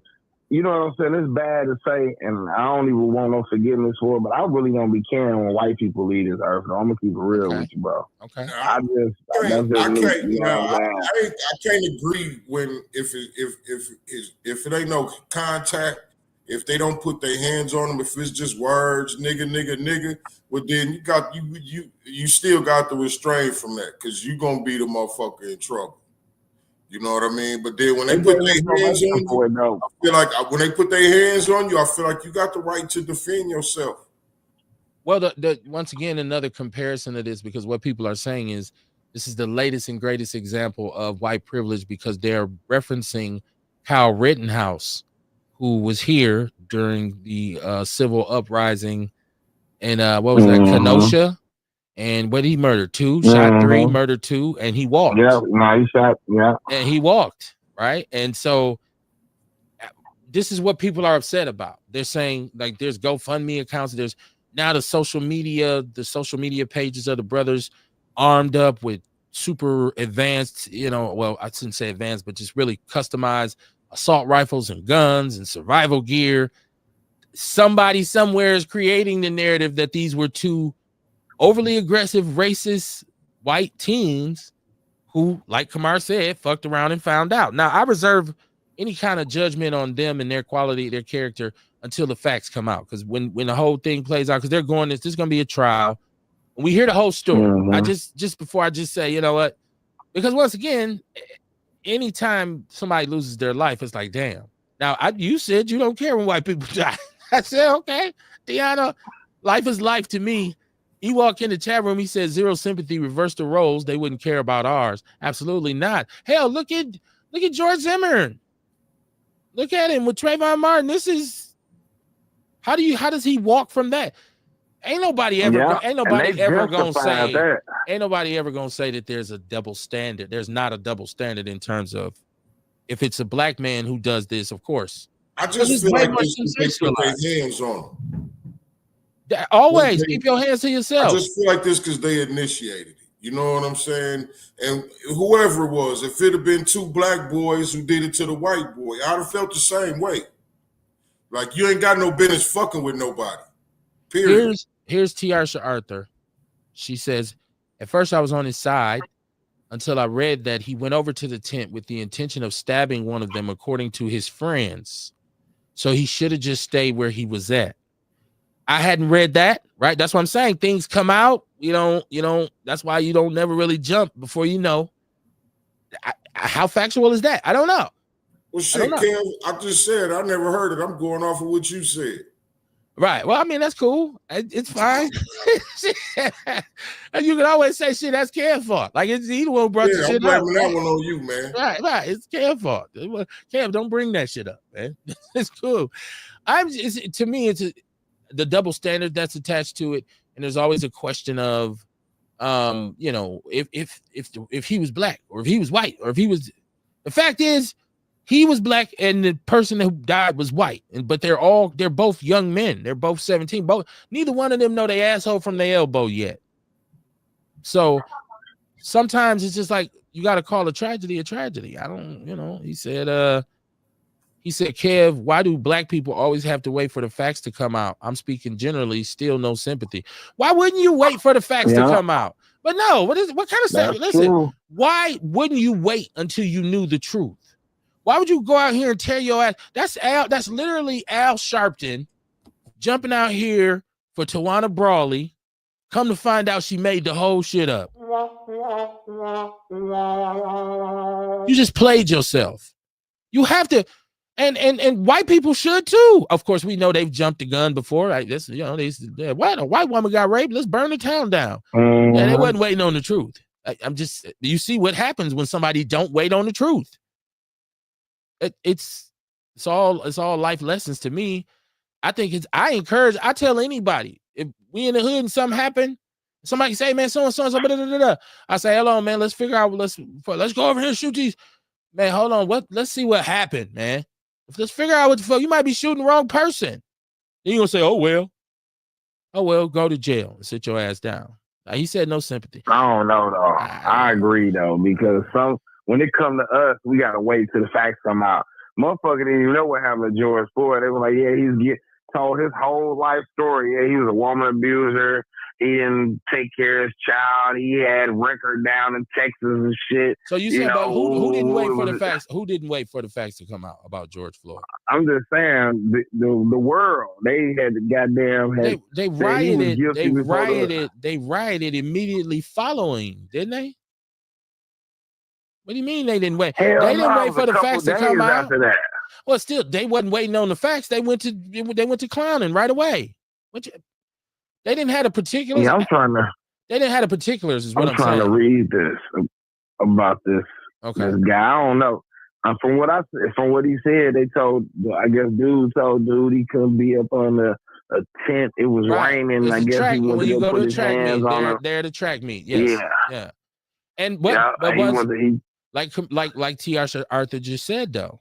She said that his friends have stated, and I'm gonna do what Kamar just did. If I'm lying behind Tiarsha, right?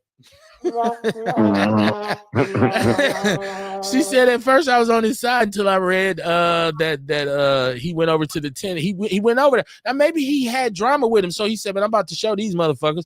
If he did that and went over there and sparked it off, he was wrong. I know he's black, but he's wrong. He said, nigga, that police had his knee in George Floyd's neck with his hand in his pocket on TV, and they still said that facts came out. Shit. They was right. They burnt Minneapolis up. It didn't take long. They didn't wait till the whole story was told. They was blocked because it was coming off Philando Castile. So it was already hot. It was already tensions. They was on the freeway immediately. That video went viral so fast. It was like, dude, you see what happened in Minneapolis? Like, we woke up the next day and it was like, holy shit. So I don't know. I guess I don't. He said he. This is crazy though, because they said that I guess Austin Metcalf, that's the guy who got stabbed, right? Touched Anthony, who had just told him, touch me again to see what happened. That man didn't just touch him. You see how they I swear, dude, this is, they try to make him just the gentlest soul. Fucking guy probably had speed, and they do a toxicology on him. If that was a nigga that got stabbed, they would have did toxicology on him. I think that they said, I want to say, now I don't know how true this is. I seen some information that said the boy who was murdered did have narcotics in the system. I don't know how true it is. I thought I seen that kind of fly past me on social media. You can't believe everything if you don't click on it. Because a lot of shit I don't click on. I just and I look for who the source is and I keep it pushing. Like I remember when the boy fell in the gorilla cage. They talked about his daddy. Like, what the fuck do his daddy got to do with the boy actually falling in the gorilla cage? Hey, Ewok said if you grin, you in. That's why it's all relevant to the story. You his daddy, yeah. Where was your ass at, nigga?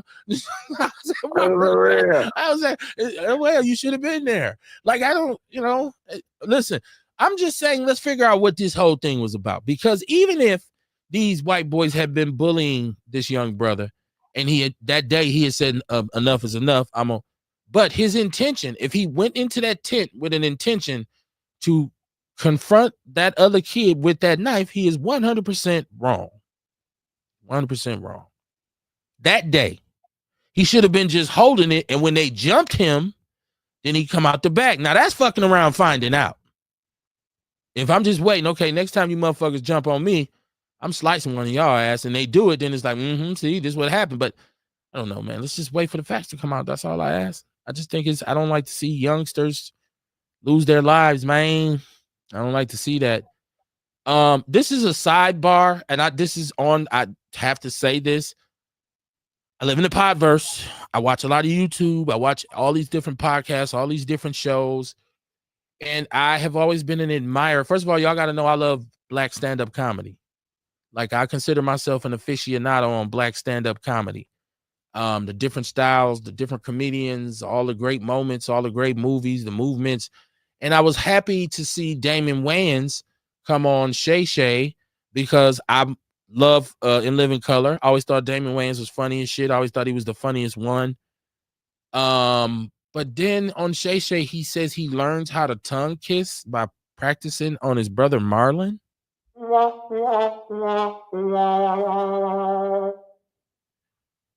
Say what? You learn how to tongue kiss by kissing your little brother? And people always say Marlon he gay, how he moved, like, people always like, he was the feminine one. Except for the other one who was in the Scary Movie and he was like gay on purpose. Which, remember Scary Movie where he was just like super gay, like, did this make me look gay? And dude was like, no. Then he tied it up and was like, how about now? It's like, okay, yeah. But I just thought this was weird. I feel like some shit you shouldn't say out loud. Like, that is weird. I just hope that. No, that was Sean. That was Sean in that one movie. It's Sean and his Marlon. Marlon is the real, like, the real goofy right, I know. Remember, but the tongue kiss was on Marlon. I was just referencing Sean Wayans playing the gay dude. That's why I said the other one who played the gay character. I'm just hoping it was one of them comedic moments, one of them dark comedy moments, man, because that is weird as fuck. Like, yeah. What? Some comedians like to go there like that, man, and say dark ass shit. I get it. I get that. But this is. But it make us look at them, right? Well, it's like, what? I don't know. And listen, I watched the new Damon Wayans show, right? Like, I've been watching it. I'm like, this is kind of funny. This is cool. This is conceptually, it's a cool show. I mean, he's in court on the last episode, and Vivica Fox is the judge, and she's flirting with him, telling him how fine he is and whatever. But there's a male security guard, and he's flirting with him too. And so Damon Wayans goes and drops his pen and bends over in front of him, and he gets super excited. And I'm like, yo, why is this a part of the show? Like, the security guy's like, wow, yeah. I'm like, dude, what? This shit, it's weird. It's weird energy, man. I know Hollywood is Hollywooding. Ewok said he was joking, Kev. When I fought my big brother, my mama made us hold hands for 30 minutes. Y'all ain't tongue kiss. Tongue kissing is a whole different level. Cancel his ass. Listen, he canceled. Ewok, I'm with you. Look, my brother and I, when we would really get into a real tussle and move furniture, my father would do that same thing. He'd whoop our ass, and then he said, y'all hold hands. And one time he made us walk to the corner store holding hands, and my cousin lived on Capitol. So as soon as you come off 17th to go to the store, you had to walk down Capitol. So she was in the doorway to make sure we was walking down Capitol holding hands. I totally get it. But we talking about tongue kissing. My brother ain't never said, hey, man, let me try some ammonia. What? Let me see if I'm doing this right. Right, that's fucking molestation, bruh. What? Yeah, I hope it was a joke, man. I hope so. Fingers and toes crossed. Come on, man. For Marlon's sake, I hope it was a joke. I'm canceling that nigga, even if it wasn't a joke. Who joke like Smokey, like Craig said to Smokey, like who joke like that in the hood? Right. Who joke like that? Hey, they ain't cancel Richard Pryor now and Paul Mooney now. Yeah. Well, yeah, you're right. I said this. I'm a aficionado of black comics, and I love Richard Pryor's comedy.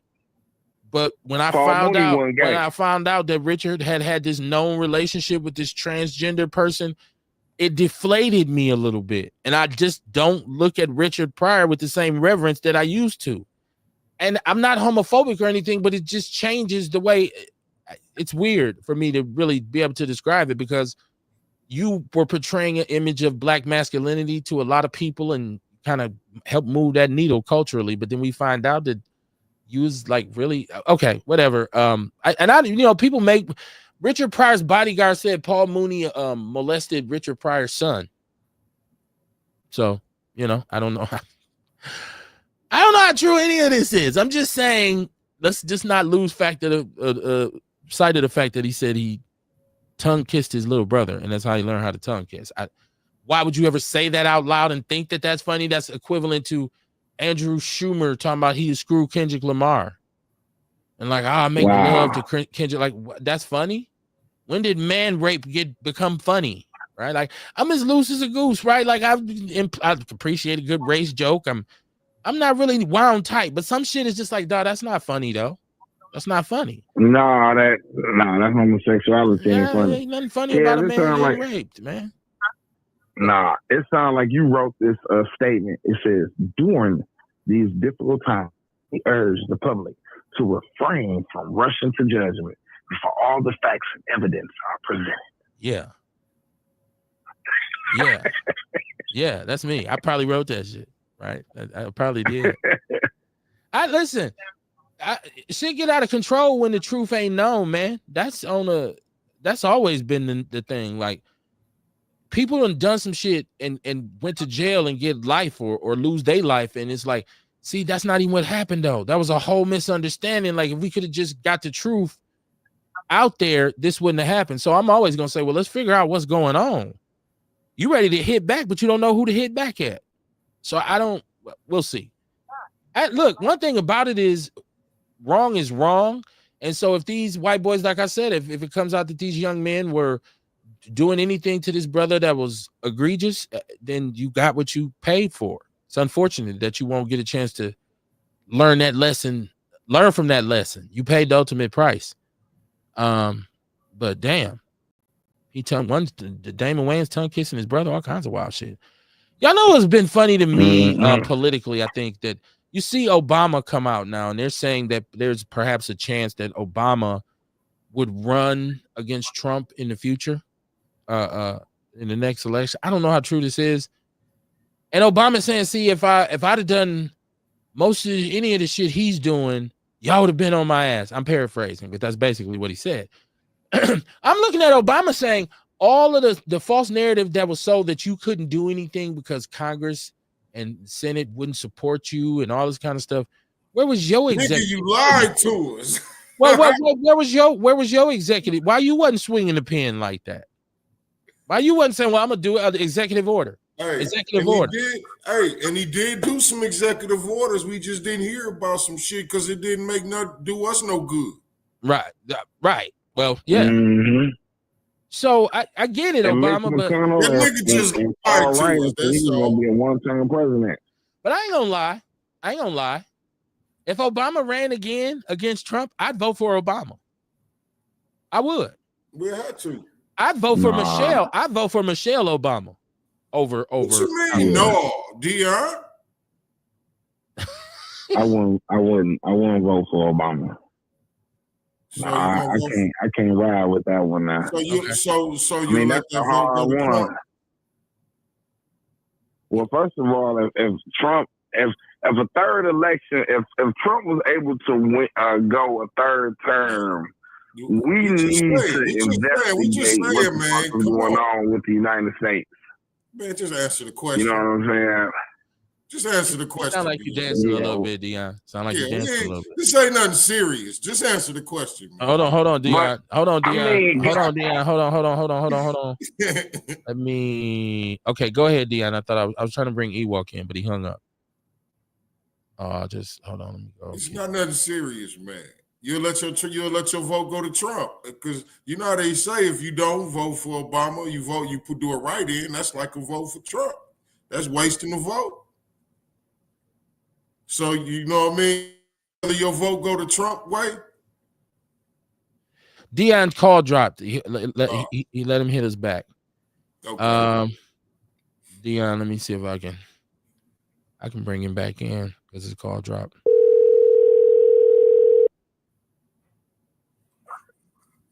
Hello, Dion, your call dropped. Kamar was trying to ask you a question. I wanted to make sure you got to answer. I'm saying it ain't nothing serious. We know it ain't gonna happen. We just saying if this was thing, like you wouldn't vote for Obama over Trump. Hold on. I'm trying to get my shit in line. Kamar, this on me. This ain't on you.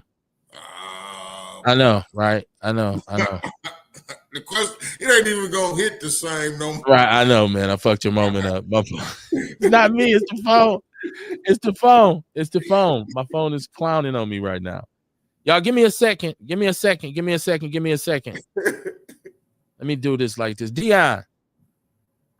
Okay, so he asked you basically if it came down to it, would you not vote for Trump versus Obama over Trump? Don't dance. It's just yes or no. Obama or Trump? Damn, that's a hard one.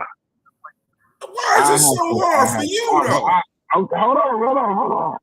I will vote for Obama. But the only reason I would is for the betterment of us. Morally, I will feel like, this nigga again. You know, because that's, like when Obama was elected, I was still on supervision. So I wasn't able to vote.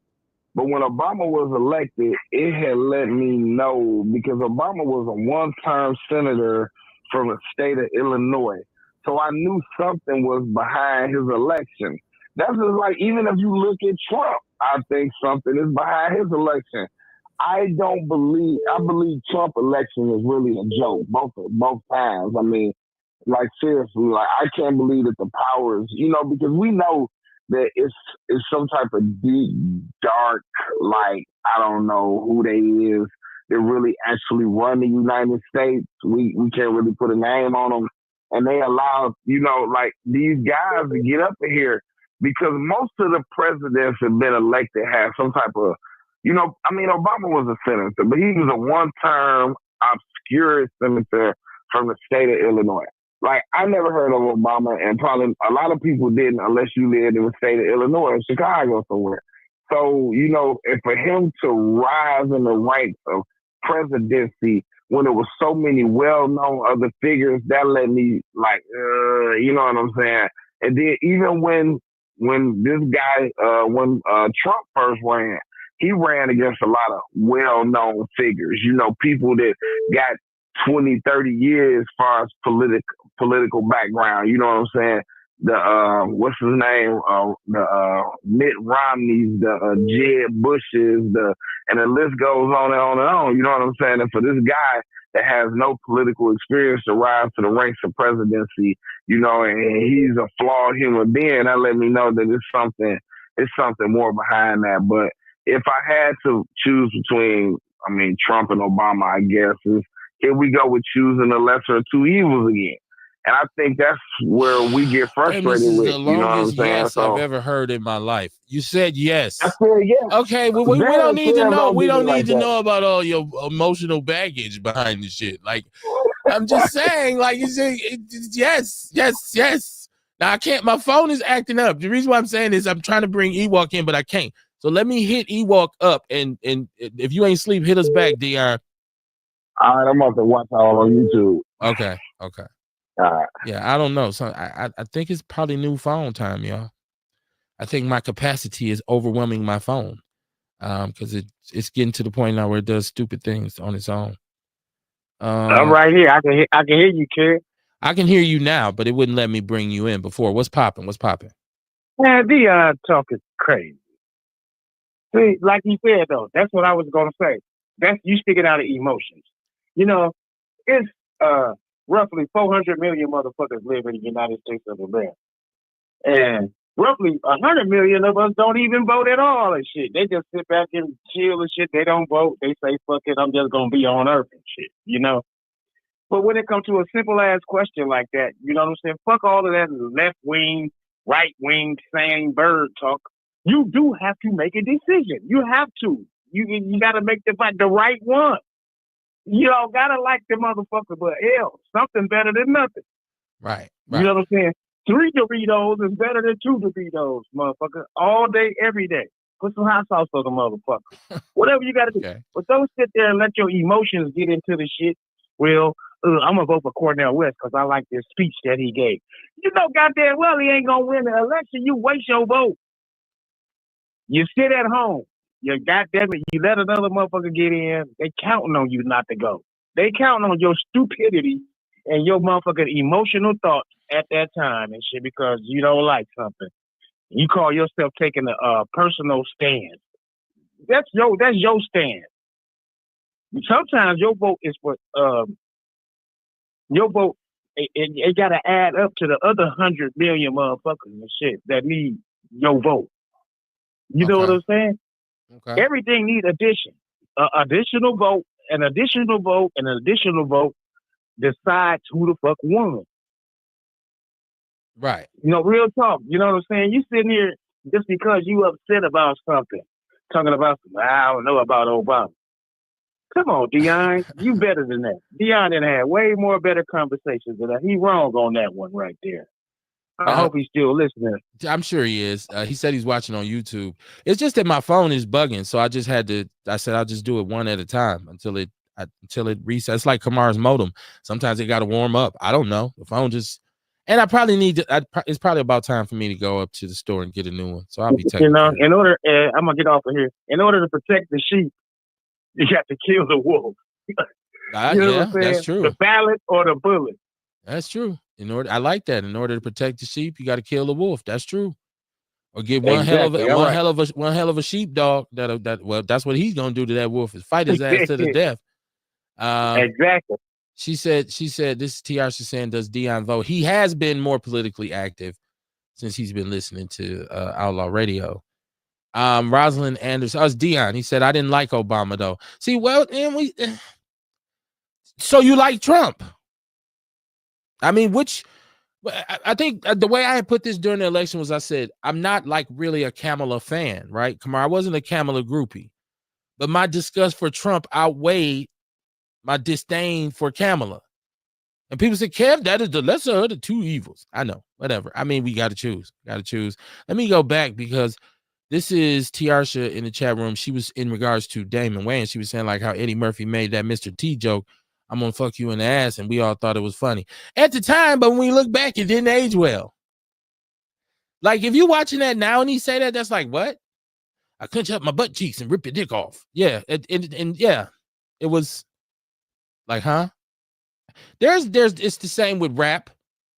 There's songs that I used to listen to back in the days that if I listen to it now, I'll say, why was I entertained by this? I used to listen to Gangsta Nip. Gangsta Nip used to do horrorcore. He used to talk about killing people and chopping up bodies, and I used to listen to it. And now I listen, I'm like, why was you listening to that? That was stupid. Like I'm just saying. So sometimes comedy is like that too. You look back at it and you say, that shit wasn't that funny. And you know, it was like, I don't know why we were so entertained by that. But once again, if you knew better, you do better, right? So yeah, you're right though. Yeah, but I don't know. I hope Damon Wayans wasn't playing. I hope he was playing, I should say. I wanted to even jump into Kamar because okay, we're on point. The 6-year-old that was murdered here, and without going into a lot of, because it's a lot, this story's in the People's News Network. And shout out to Ruben Anderson. I'm sorry, my brother. I see you in the chat room. Ruben Anderson. He said, "What's good, brothers? How you doing, man?" The 6-year-old who, now is this the story that the child got a hold of the gun and shot himself, or was it that the boyfriend was playing with a gun and it went off and killed the baby? I don't know. I still hadn't found. I still don't know. Okay. If anybody out there has information, because you know, when it's about 6-year-olds and 7-year-olds, I'm just like, every time I seen it on the news, I'm like, why they ain't saying what happened?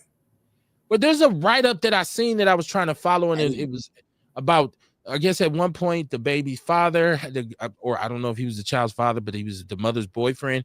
He was actually doing social media with guns, playing with these guns, and I don't know if he accidentally shot the little boy, or if the boy got a hold to the gun. Somebody please put me up on it. Put me up on it. This is Ace Cooley said, "Fuck that. Don't matter what your emotions are. If you don't shoot, you can't score. I think the country is tired of both these parties. I believe there will be more moving going towards the independent party." Well, if you produce the right candidate, I think people are more at this point there is room for somebody to come in, a knight in shining armor, because yeah, I don't, and there are people who may actually be satisfied, and people won't. They'll be like, "Kev, come on." There's people out here who are probably satisfied with the way Trump's running the country. Yep, there probably are. You know what I'm saying? And if you are, call in. I'd like to hear. Every time I talk to a person who supports this, they can never really give me straight answers.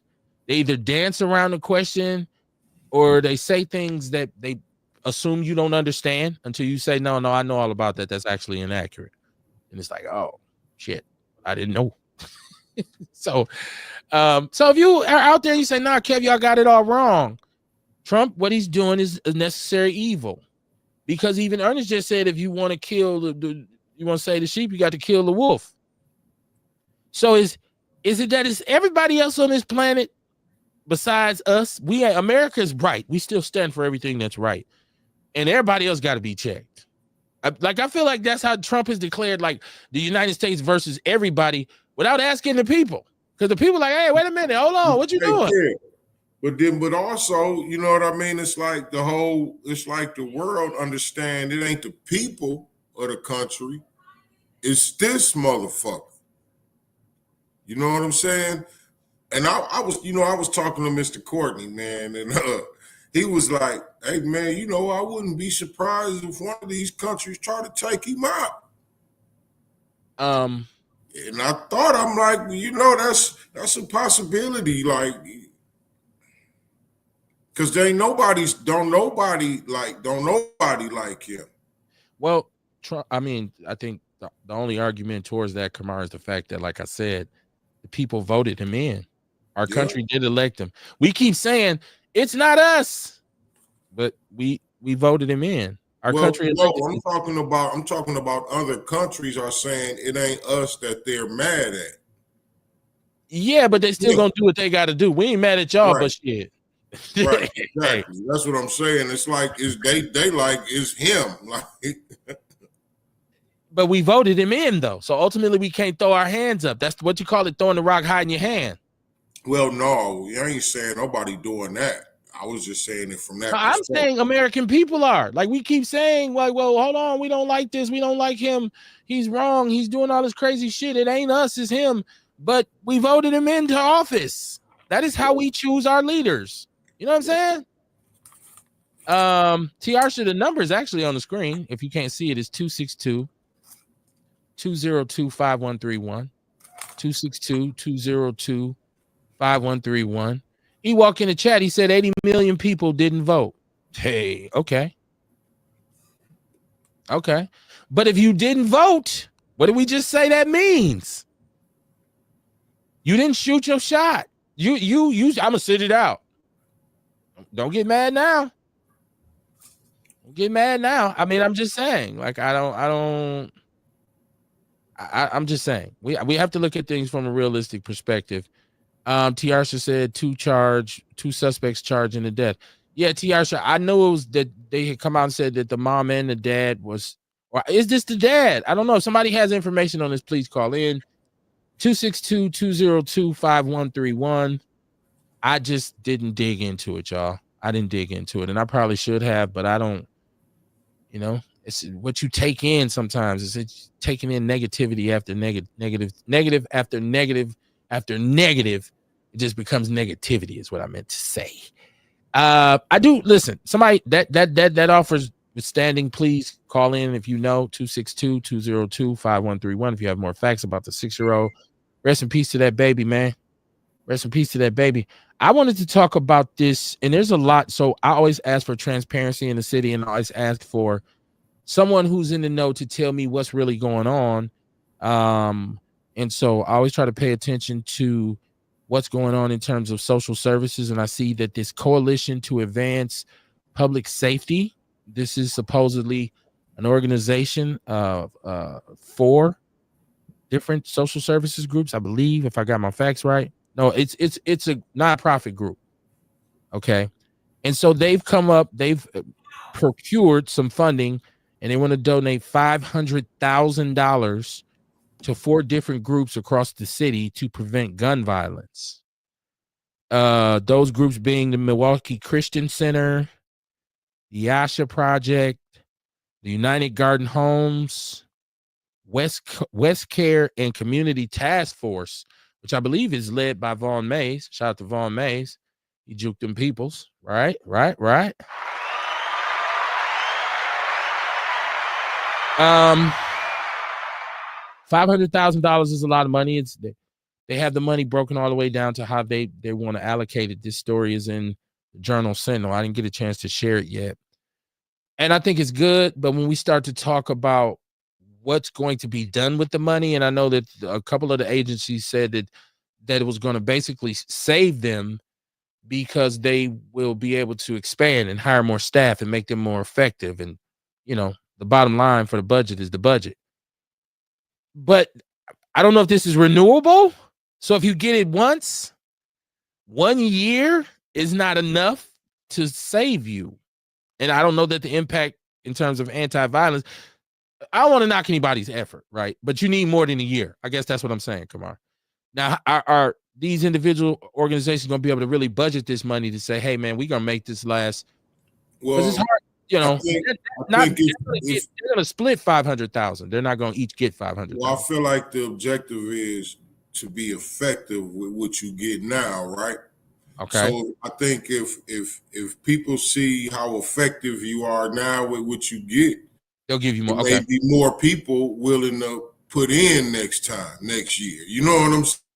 Like, they really doing that work. You know what I mean? Right. Let's get behind them.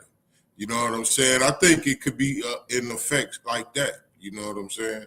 And two, I don't want to knock. As I say, I don't like to knock anybody's effort. I've been in social service for a long time, and I know people say, "Well, this doesn't work and that don't work," and woo. But I think the fact is, if one person gets helped, you're successful. You know what I'm saying? And sometimes we kind of forget that, especially on the grassroots level. If you help 10, 20 families, that's work. And maybe it was 300 others that you couldn't. But the object and the goal is to do something. do something. You just standing there with your hands out. Like, what you gonna do? So I don't want to knock it at all. We just talked about the spending last week. What they call it, the budgeting. I have to go back in my notes and find it. We talked about what's it called? Participatory budgeting. And so if this is now money that's just all these allocations.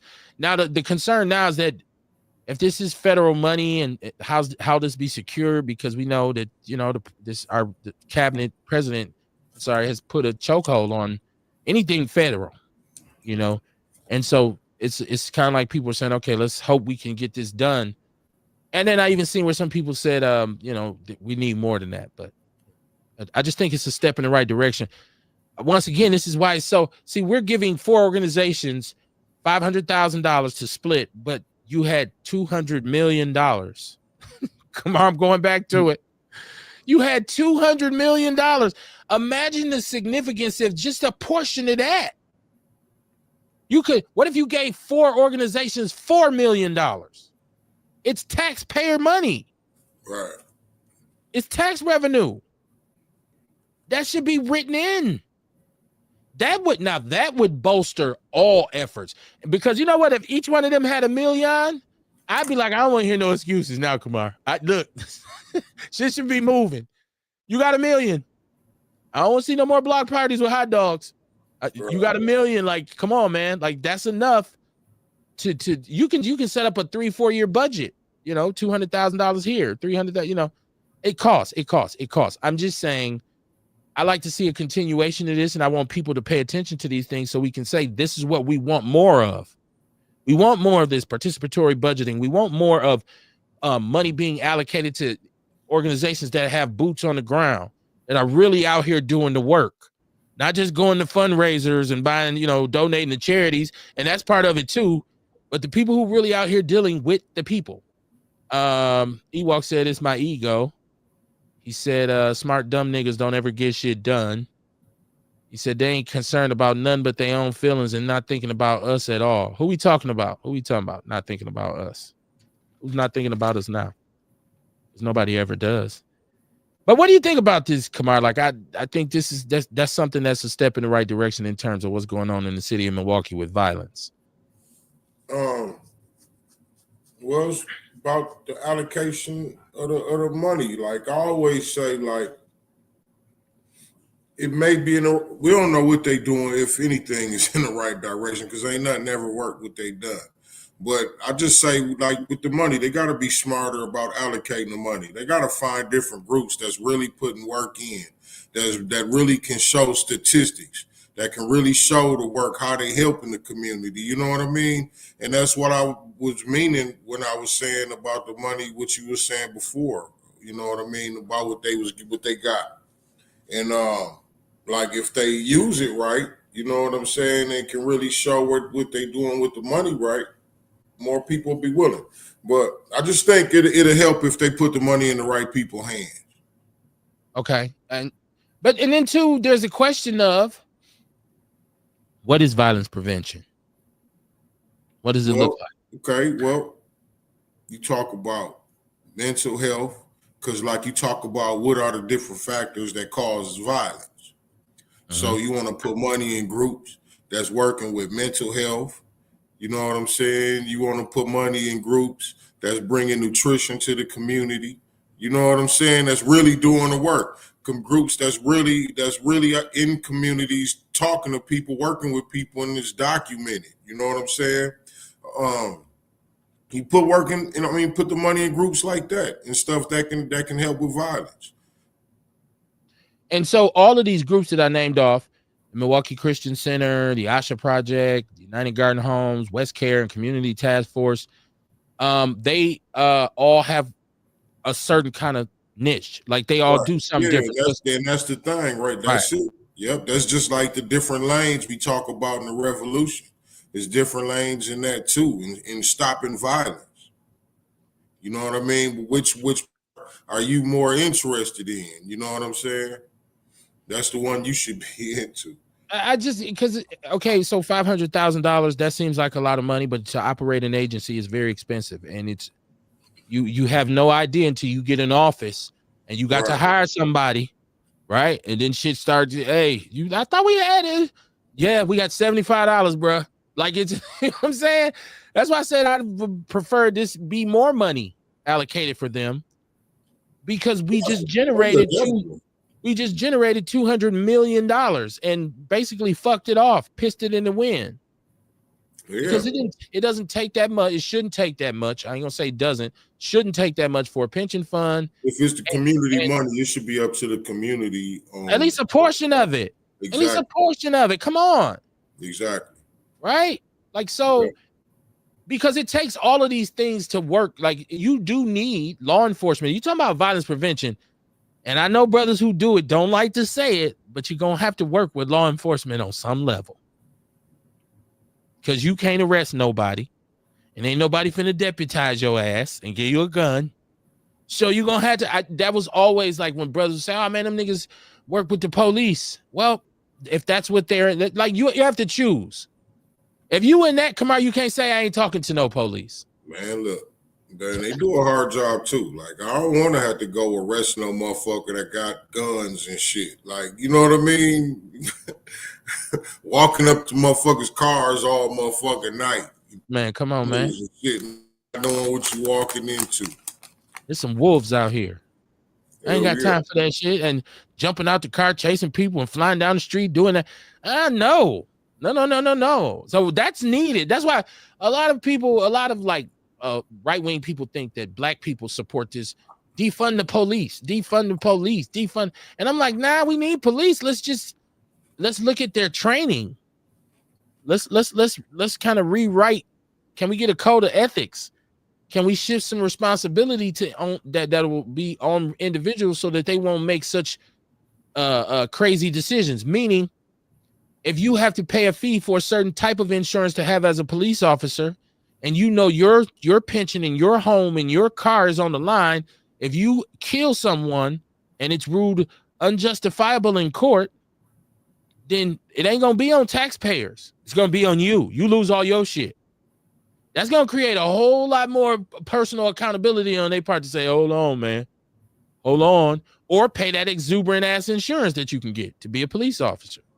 You know what I'm saying?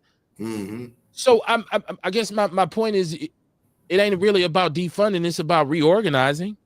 I mean, diplomatic community, I understand why it's there because you want police officers to be able to operate and do their jobs without being like, oh man, I don't want to, you know what I'm saying? I don't want to lose. I don't want to end up losing everything. But I was scared or my life is on the line. So I shot somebody and then you fucked up. You shot the wrong person or you did something you shouldn't have done. You dirty. You should pay for that. You should, if they can prove it in court, you should pay out your own pocket for it. But we definitely need police officers. Like I feel like what you touched on with the mental health work has to be done. Like we need probably some outpatient services for mental health in the community, like some real where you can just really walk in there and get some. I know there are some out there. People Kevin's already playing, but it needs to be more prominent and it needs to be more encouraged, and there probably needs to be more of a something that you can offer in terms of MPS so that it can improve. How about some mental health programs in prison? You know what I mean? Let's get some of these dope mental health working groups in Don't prison. They have them? Well, they do. I'm just saying get some more. Okay. You know what I'm saying? Because see, like even in the groups in prison, like only a certain amount of people can be in it at a time anyway. You know what I mean? It's a long waiting list to do certain groups and classes and shit. You see what I'm saying? So, like, putting more money into that type shit. When people get incarcerated, let's put some money into reform. I guess because I mean, and that's good, but I was thinking more about kids because I was looking at prisoners and like I'm like you done already. Okay, like you get whatever help you get whatever help in there. But hey, well, let's go to the kid jails then. Yeah, there we go. Right, big emphasis. Big emphasis. Yep. Let's saturate the schools. Let's add money so that it's part of community centers. Let's put some of these let's put some of these programs in the school. Yeah, and you have to lean away from that No Child Left Behind special education shit and say, no, let's really get them some mental health services. Right. Ain't gonna write him no fake ass IEP and put him on Adderall. Right. And have him more fucked up than he would have been in the first place. Let's figure out what's bothering. Right. Well, we need real leaders to initiate this kind of thing. And a lot of times we get leaders who are carbon copies, color by number, just add water. You get these types of individuals. Jesse said, peace, outlaws from the mile high income and illegal migrant flooded city. Shout out to you and Shabaka, man, on the revolutionary agenda. He said Shabaka's black experience enhanced. Hashtag I'm not your enemy. Absolutely not your enemy if you are a black man. But yeah, I mean, the allocation of funds is something that should always be discussed, man. Like you hear all this money moving above your head, and I think the reason why a lot of people kind of did say, oh, well, maybe Trump is on to something when we start to talk about government waste. And the government, there is a lot of wasteful spending in the government. There is. And that's something we always had knew, too. We've been knowing that. Right. It ain't like we knew where it was or how to find it and type shit like that. But we knew they was wasting a lot of money. We talk about it every day. We talking about it now. Right. How these motherfuckers paying themselves $200 million damn near. But I tell you what, if you're going to show me where the wasteful spending is, show me how you're going to funnel it back to the people. Right. I'm on your side then. Right. But then what we find is there's a lot of lies being told about things that are getting cut that aren't actually examples of wasteful spending. Man, this thing is spinning. This is spinning. I don't think you can argue with 600,000 people who come out to protest. I don't think you can argue with them. I don't think you can blow that off. I don't think you should say, well, come on, man, they just tripping. No, something's amiss right here. My mama used to say it's a fly in the buttermilk, right? Like something is going on. We all just have to be a little bit more vigilant in terms of watching and paying attention and keeping our cool, not falling for the banana in the tailpipe. Because I'm telling you, they want us to jump out the window. Because when you are upset and jumping all over the place, you ain't focused on the real deal, right? You'll be way more upset about some shit, a bone they threw you in the media, than the actual factuals. Like when we start talking about this 90% of $200 million. We would start talking about where's this money going to? Let's allocate it. If it's being wasted, let's reallocate it. Because to me, that's how you boost your economy. Reduce poverty. Because when motherfuckers got money, they're going to spend it. Trust and believe. Some people are going to save, but a lot of people are not. They're going shopping, Kamar. You know what I mean? So that's how you reinvigorate the economy, but he's giving tax breaks to the rich. Like it's all kinds of, it's politics, man. That's all it is. It's politics. And so you got to be your mind has to be solid in order to navigate this. But I'll be one of the people it's easy for me to admit that I don't know everything. I don't know everything. And I don't have all the answers politically, and I'm not an economist. I do research on common sense a lot of times, right? If I feel like something is wrong, I try to say, okay, let me make sense of this. Okay, let me look at the policies that are written. Let me break it down on how it can be harmful to me. And then let me look to see if there's solutions out there for that. So sometimes you're researching the researcher who researched the research. But that's the rabbit hole you got to get down in if you want to get understanding. As opposed to, like he said, Ewok said, why black people always got to wait for the truth to come out? Why wouldn't anybody wait for the truth to come out? Like, why wouldn't you want to know as much as you can before you move forward with any kind of reaction? That's what logistics is. That's what, if you're going into business, you want to know as much about the market as you can before you start. You shouldn't just jump out there unless you feel like, well, this is what I'm born to do. Go ahead and do it. I mean, I'm just saying it works for it. You'd be surprised what works for one person. Tiarsha said, I sent the story about the 6-year-old to you and Kamar. His uncle was, this is the 6-year-old that died. His uncle was playing with 2 guns while on live, and the little boy was sitting on the couch watching him. The guns wasn't put up, and the 6-year-old shot himself. Okay. So he didn't shoot him while playing with the guns, but the youngster got a hold to the gun, which is very, as a gun advocate, I stress this to you. Be safe with your guns. especially if you got babies in the house. That's one of the responsibilities of owning one. Like to own a firearm is somewhat of a privilege because you can't do it everywhere. In some countries, you can't even do it. So part of having that privilege is being a responsible gun owner. You know what I mean? And so and then a 6-year-old has to perish for this. Somebody playing online. That's why I don't like people playing online with guns. Like that don't impress me because you up in the video. Like it's, I'm not going to, test you to see if you shoot them or not, but I'm just not impressed by it. And so this is a mistake, obviously, that's costing both of them dearly. They're both being charged with the murder. Was he the young man's father? Hey, Kev, you know what I just thought about? What's that? Like when they do that, right? Like that's toxic as shit. Thinking about where a motherfucker mindset is. That's them and they friends seeing them is the equivalent to you watching some professionals work with some guns, some new guns that you interested in. You know what I mean? Right. Only difference is you watching them do it the right way. You know what I'm saying? They being responsible, handling them like they supposed to and everything. But I think that's equivalent. Only did so with this shit don't impress us, but it impressed their friends. That's right. Why they doing it. You know what I'm saying? We impressed by somebody who know what the fuck they doing and can really demonstrate it like it's supposed to be demonstrated and shit. Yeah, and understanding that, like I said, a gun is not a toy.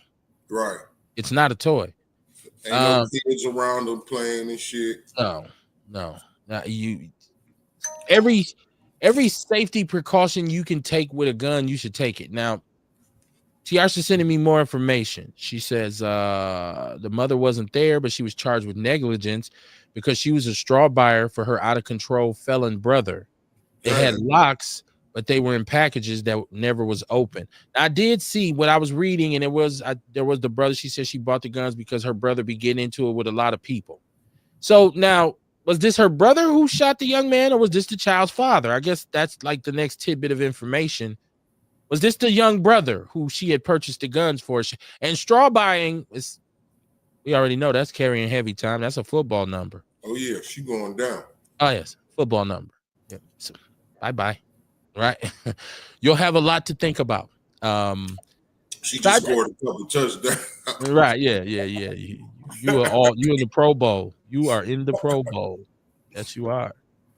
It's just sad, man. I hate babies, man. Like I be wanting these babies to be safe, man. I can't stand it. Just as a parent, once again, anytime I see anybody lose a child, I always feel for those parents. Like even if it's a kid who's out here and just wilding out and he lost his life, I still feel sorry because I know that parent is like, but that's my baby though.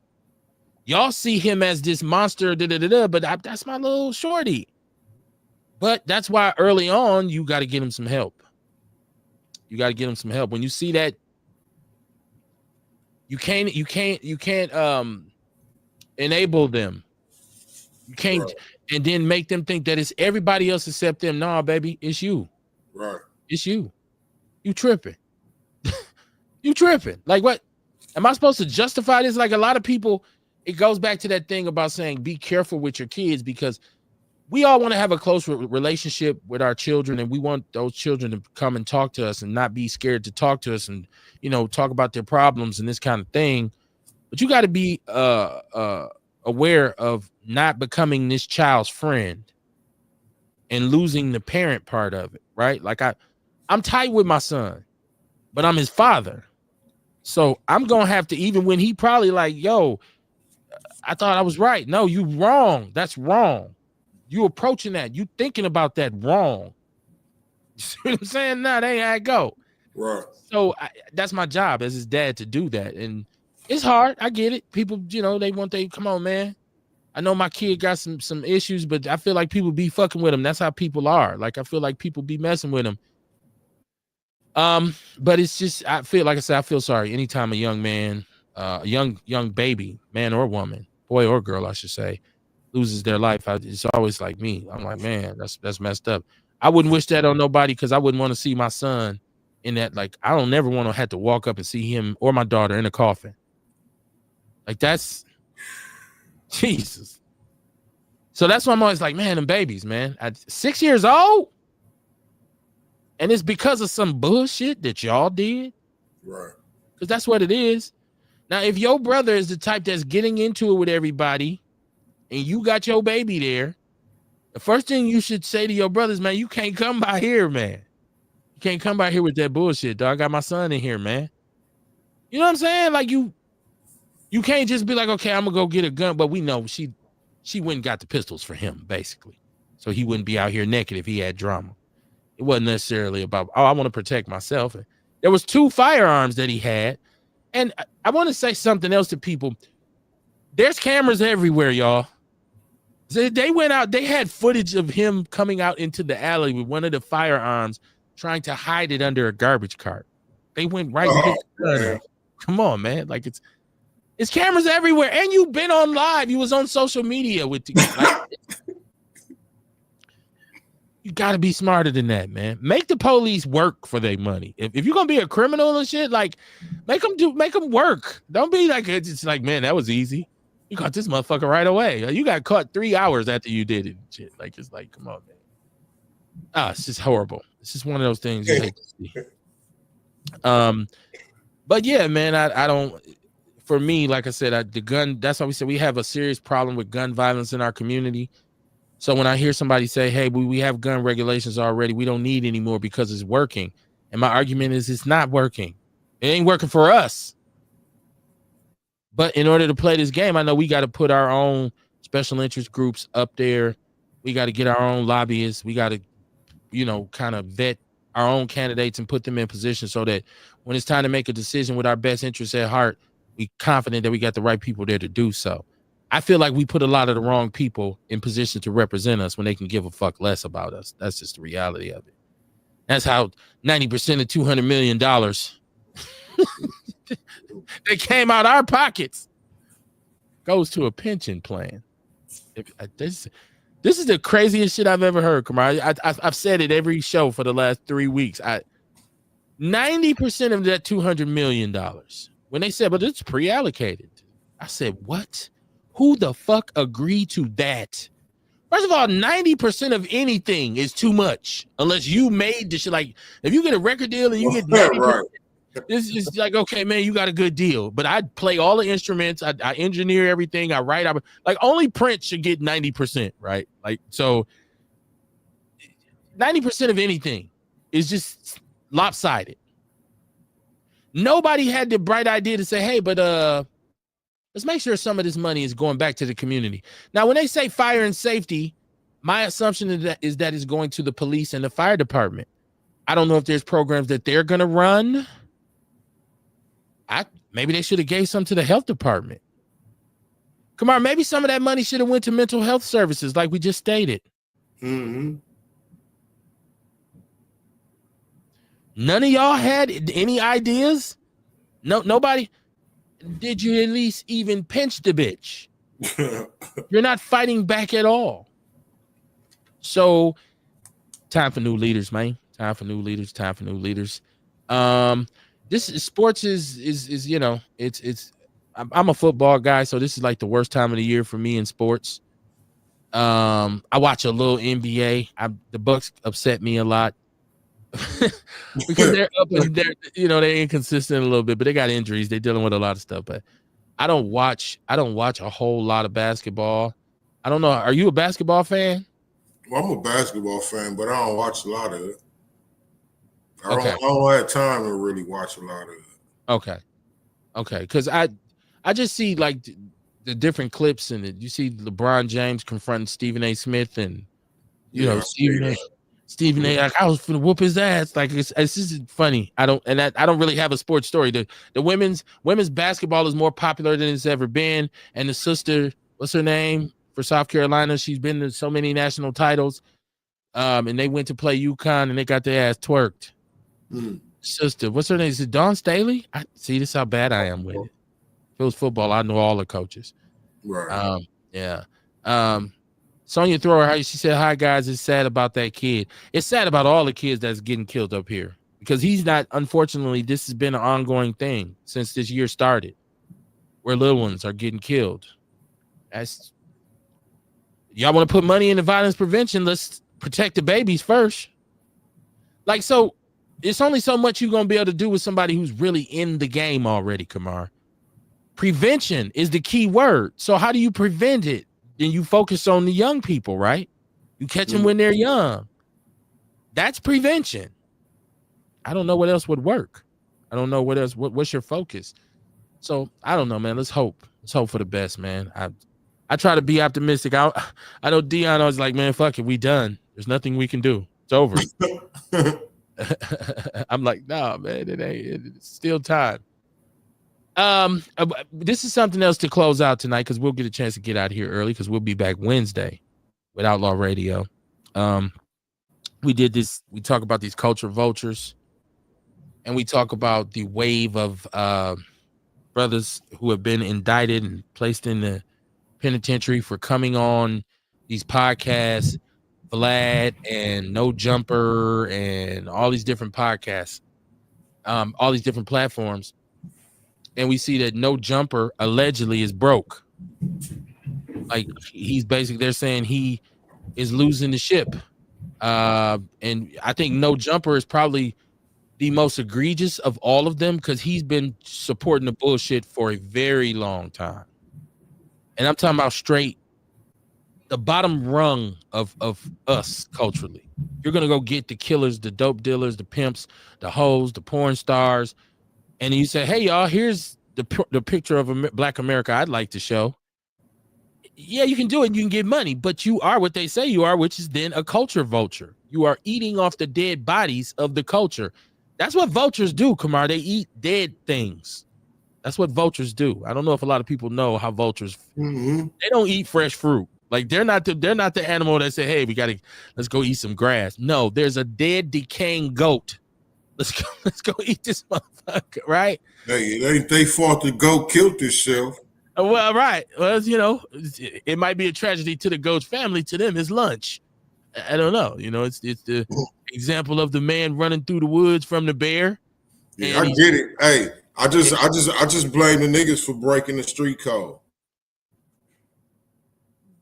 Yeah, I get. Yeah, but I mean, that's true. That's what I'm saying. That's a debate, and we could probably go back and forth. Right, about you go all night with it, right? Yeah, because but once again, I believe if you can sing, and you find somebody with a studio, that's how you get a record deal. So if you go to these platforms willingly, what if the street code telling you, nigga, we don't sing out here? No, that's true. No, but that's true. But I'm thinking you're saying it's not necessarily his fault. It's not. Well, I'm just saying you right about it by them being culture vultures. You right. I'm just saying I blame the brothers for breaking the street code. Yeah, you know you ain't supposed to be doing this. That's why you killed yourself. That's true. That's true. That's true. He just gave you the gun. But they are culture vultures. They are, right? You know what I'm saying? And you should be more aware. You should know what you're getting yourself into. You knew this, nigga. You grew up saying that. But remember I told you, man, I said this a long time ago. We was talking about, something about this LA shit, right? I was saying, I said, man, I was talking to somebody and they was like, I was watching one of these podcasts and they said, you ain't a 60. One of them said, you ain't a 60 until you kill a 60. And then another one said, you ain't a 60 until you snitch on one. I never seen that. I never heard that. And this was before all this shit. You know what I mean? I was just watching a video. It's a brother I follow. He in the joint. He from out there. It's a nigga named Jay Hood. I forgot what city he from. Okay. But he was talking about how like it's a whole new. I'll send you the video if I can find it. But he was talking about like, man, this is the new thing. Niggas is snitches now. And it's cool. Niggas snitch and go back to the hood. I'm trying to think of that song. There was a DJ Quick song a long time ago. And he said, pimping his vaudeville, cripping his mainstream. He was talking about what was going on in the culture. Yeah. And you know, this was at the point when the pimps was when Snoop. Remember, Snoop was a pimp, right? Like, was with the cup and with Don. And now you know about human trafficking. All them pimps and sat their ass down now. Like, oh shit, let me head for the hills. Start screaming at human trafficking. I said, oh shit, no HBO special for you, my buddy. I'm an actor. I'm an actor. I'm Charleston White. It's a character I created named Love You Long Time or whatever the fuck his pimp name was. You better shit. But so I don't know much. Like, I feel like this anti-social kind of culture. Some people call it the gangster culture. Like, even with the women, you listen at the music that our sisters are making now is heavily sexual. It is calling it hoe house rap, right? And so when you look at Sexy Red, is she disgusting, or are the people that put her music out disgusting? Well, both. Okay. Both, just like we said about, it's the same thing, only we talking about music. Right. The thing with with Vlad, the culture vultures, and the people who breaking the street code. Right. You know what I mean? You got them that's telling it, and you got her that's telling the people that's putting the music out, and you got Vlad and them that's recording the shit on video. You know what I mean? It's the same thing, really. I just remember watching AR-AB. I don't know if y'all familiar with AR-AB from Philly. I don't know if you ever seen AR-AB. He used to be on Vlad all the time. And he would be talking about all this, and I would be sitting there thinking, is this motherfucker serious? Like, he wasn't talking like in the past. He was saying, nah, we da-da-da-da-da. And they came and got, he was like, I think he might have been one of the first examples. They came and got his ass so quick. Like, his trial was fast too. Like, so I'm just like, how do you not know, as these individuals who are involved in this, we would think they should have known better. We would say that was wrong. I think it's one of them situations where, you know how we talk about how, like, man, younger motherfuckers don't want to listen to a nigga. They think they know everything. Right. So a lot of that shit come from that, I think. Because, you know what I mean? When we was coming up, they was like, man, stop talking on them phones. Don't talk on them motherfucking phones. They lock your motherfucking ass up. So that was a rule. So, like, if they said don't talk on the phones, nigga, that really mean don't get on no motherfucking video where they could see you saying this shit. Yeah, I don't know what scenario you are. I guess you feel like, well, if I get this entertainment money, then I'll stop doing that. So you think like they can't charge you retroactively? Like, I don't know. If they can connect you. Hey, Kev, getting money is addictive. You get it that one time, you're going to want it some more. Somebody else going to call you for an interview. You're going to do it again. Right, I'm on fire now. Yeah. I'm out here. I'm famous. Again and again. Now, here you go. Now you signing your own video. My video just did 1 million views. Right. I'm a celebrity. Well, you're about to be an inmate. 100,000 niggas mad at you. The police looking for you. It's funny to watch this whole thing, because I remember starting out with this whole content creator thing, and I didn't envision that it would morph into what it is now. Like, but now it's like you say, like, just this. I don't even, what street code is there even? I don't know that there's still a street code. Well, that's what I'm saying. It used to be like, you know what I mean? Don't talk on the phones. Don't talk on the phones. Don't be talking to business out here. Don't be talking about what the fuck we did. Don't be saying no names and shit like it was a fucking code. Nigga, don't do it. And we knew it. But they do that shit now. They come out and it's about views and, you know what I mean, being real, having facts. You know what I'm saying? And so, keep it a buck. Yeah, so now they blasting the shit that they doing on air. And, yeah, I mean, them people watching. I'm a real nigga. Right. You finna go where all other real niggas at. Right. It's, oh my God, what a vicious cycle. Yeah. Definitely a need for some positivity to be injected into it. I get that a lot of times when you come from adverse situations, and you do overcome some odds, you do want to tell your story. You know what I mean? Like if you really been in the streets, if you really been in the streets and you were able to get out and you could talk about it in a way that said, hey, I was once here, now I'm there, then it's cool. But to glorify it and say, yeah, I was one of the realest niggas. I used to sell 30 keys a day and then I'm like, well, see, now you're being counterproductive. Go ahead. Well, see, you teach about what you done. You don't glorify it. You know what I'm saying? Because see, when you glorify it, now you jacking telling stories and shit about what you done did. Instead of teaching and talking about like, man, I've been there, done that, and these are the type of things you don't want to do. And to be fair, some people are only gonna pull out what they want from it, Kamar. So even when you trying to teach, all he heard you say was you knocked 3 dudes out. Well, that's you knocked 3 dudes out. Now you glorifying because why you say you knocking? Why did you say you knocked 3 guys out? So they could look at you like, oh, a dog knocked 3 niggas out. Yeah. That's but if you're teaching, but listen, that's really, it's your ego talking when you start going into shit like that. You know what I mean? About what you did. That's really your ego talking now. You know what I'm saying? So you ain't even got to talk about, you ain't got to go that deep into it. I do it all the time. I don't talk about no shit I done did, but I teach about what you shouldn't do.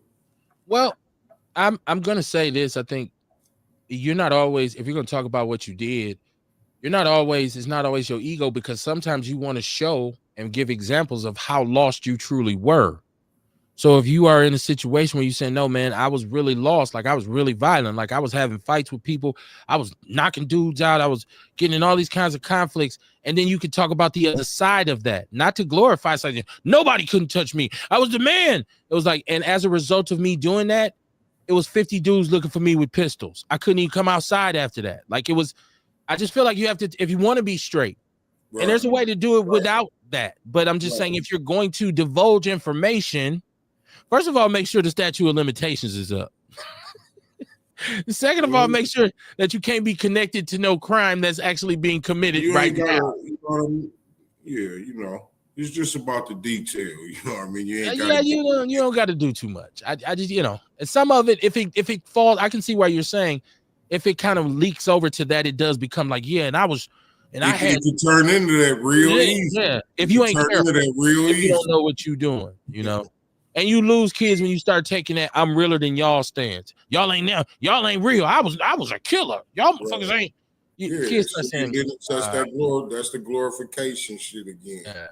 It's more than one way to skin a cat. I do believe that. But yeah, man, I just think hopefully we'll move forward a little bit and start to kind of shake this, because things go in cycles. It's like we was gangster, and then Tupac got killed. And everybody was like, oh, shit. West Coast couldn't sell no records for 10 years. Nobody wanted nothing to do with it. Everything became partying and then bling bling and all this kind of stuff. But then it got right back to, okay, I'm not the dope dealer. I'm going to rob the dope dealer. Then the stick-up kid became the hero. Right. What the fuck? 50 Cent took his name from one of the most notorious drug dealer. Not a dope fiend, the hero. Right. Dion, have a good day. Have a good evening, man. I know you got to get up and catch that bird in the morning. You got to go see a man about a dog and sell him a cat. We'll be back Wednesday, definitely. Sonia Thor said, don't tell everything. Well, yeah, it's what we were saying. It's like, how are you, if you're in a situation where it can be worth money, like they're saying, Kamar, we want to write a movie about your life. I think you should tell that story the way you can avoid being persecuted or prosecuted for it, because there is artistic license. And so now I'll give y'all some details. Y'all can make up some shit that happened right there. I'm not going to tell you the real. And I think it'd be on them. Because, like, you can do an interview and not talk about crimes you committed. That's easy as shit. Unless you getting interviewed about the crimes you committed. Well, then I'm not coming to do the interview. Right. You're right. You ain't gonna take that $7,000 check from Vlad when you ain't got money. Come on, man, this shit is common sense. Like, you know what I mean? I know I could go to prison for this if I go on here on this motherfucking TV that's getting millions You know what I'm saying? And talk about what I'm doing. But, Kamar, and this is a big but. If you go in there and say, okay, I got to get this money because I'm broke, because a lot of these dudes are struggling, right? They still in the streets. So you say, okay, Vlad is going to give me $7,000, and I'm going to tell him beforehand, hey, man, don't ask me this, don't ask me that. We're going to have this conversation. When you leave, he's going to edit that footage to make it be what he wants it to be. And so when it comes out and you call him like, dude, why you put that on there? I didn't edit it. I didn't edit the video. I didn't edit it. You got clickbait. You know what I'm saying? Like they know how to, the vultures know how to put two parts of what you said together and it'll be totally out of context. Hey, it's like lock the door and close the door. Hey, them niggas wasn't even out of context. Sometimes they are though. Them niggas wrote this shit out damn near. Yeah, it's been some real live. I got a book and you ain't even got to read it. I do an audio version where you can just listen to my book. Straight up. Them niggas did audio books. They did audio books. They ain't even had to edit that. Oh my God. Tiasha said now they also be on social media talking about they drug dealers and give their phone numbers as if the police doesn't have an officer that does nothing but look at your social media. So when they get caught and yell that someone told on them, when in reality they told on themselves. This is correct. Yeah, I see people all the time, Kamar, on social media doing stuff, and I be thinking like, does this motherfucker not have a job? Like, or does he or she not know? Like I see some individuals really put pills up, like come get them, like put weed up, come get it. Got them pints, come get it. And I'm sitting there like, motherfucker, you know we all can see this shit, right? Like, just you're going to jail. Maybe you don't care. Maybe you don't care. 2 hots in the cot, right? Like at least you're gonna get 2 hot meals, right? Whatever. That's why I say you got to start making prison, prisoners get to complain and you ain't got no cable. Motherfucker, you don't deserve cable. Please watch Ali Sadiq. Please watch Ali Sadiq talking about his time in prison. It is classic, man. It is. Was he here already? Because I know he said he was coming. No, he coming. I think it's in a couple months, I think. Okay. His stories about being in prison are some of the funniest I've ever heard. Yeah, I have to pull up to that. Yeah, man. It's hilarious. Well, I guess my whole point about the culture vultures was that when you build castles on sand, they eventually collapse. And so this plays itself out. And even those provocateurs like Adam 22 and Vlad's day is coming. Like, the one thing the game should teach you is don't nobody get away scot-free. You got to get in and get the fuck out, right? Either you're going to last long enough for people to want to see you fail, or you're going to last long enough for them to hate you for your success. It's one of the two. It's not going, nobody gets a pass. And so the bottom will fall out of this too. Whack 100, Charleston White, all these dudes, all these internet crash outs, that shit can't last. It can't last long term. Because eventually you're going to run out of people like. I heard Charleston White got his ass whooped. That's always a rumor. Now, is this a new one that he got his ass whooped? Yeah. Okay. I haven't heard this one. They was like, that's fucked up what they did to Charleston White. They was talking like that. I don't know how true it is. I just, something I came across. I usually try to go to Urban Politicians TV with the dude, Big Ant, the spokesperson for anything that's happening down there, because he usually has the insight and he's a thorough dude in terms of how he do it. I like his platform. It's called Urban Politicians TV, and he spits the real about a lot of shit. So I'm gonna go Google that tonight because I've been waiting for Charleston White to get his ass whooped. I'm like, how can he not have gotten his ass whooped already? And I think that's like, I look at all them dudes like that because I'm from Milwaukee, and in Milwaukee, we never had a bully or like a dominating force that lasted in these streets. You either got killed or you went to prison. Like there was never nobody who was just did it all. That's usually how it go for them kind of niggas. You go to prison or you get killed. Right. So if you out here reckless, your end comes. Like it comes, right? So whether it's verbally, whether it's like I said, even if you know somebody who's been like over the years, and then one night somebody, they finally caught up to his ass. Huh? What happened? Oh man, they caught dog and beat the shit. Maybe that's just some Milwaukee shit. I don't know. People get their chin checked up here. He get this snot box rocked, especially for living reckless and foul. It'll come catch up to you. Say, man, listen, we'll be back Wednesday. Shout out to y'all for getting with us tonight. Please share the show. Please share the show. Please share the show. I am grateful for every time someone I'm scrolling and I see someone in Shared Outlaw Radio. Like I said, I appreciate the support, man. I'm a humble servant, right? I'm also a servant leader. So anything that I'm in charge of, I'm there to work for the people who support it and not vice versa. So I'm very appreciative. And we have to be aware of culture vultures, but then we also have to be aware that some people are just sheep. And they're going to follow regardless. So you can make that message as positive as you want, Kamar. Some people are just going to pick out what they want to hear. They're not going to care about the journey. They're going to say, he said he used to sell dope. That's all they want. That's it. He was, he said he used to gangbang. Ooh, shit. He was you a real nigga? Like, right. It was, they don't think about the redemption part of it. They don't think about you reflecting, saying that was wrong. I was wrong right there. I shouldn't have done that. That was out of pocket for me to do. And that's the only really reward for getting old is that you learn, better after a while. So you can tell people, hey man, that's a mistake. I've been down that road.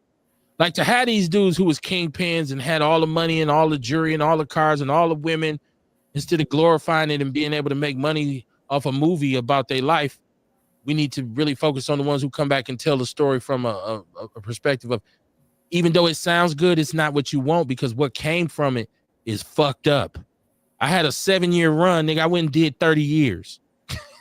Right. The math ain't math, did math right. And I'm broke as fuck right now. Straight up. See, tell that part of the story too. Like, man, I struggle.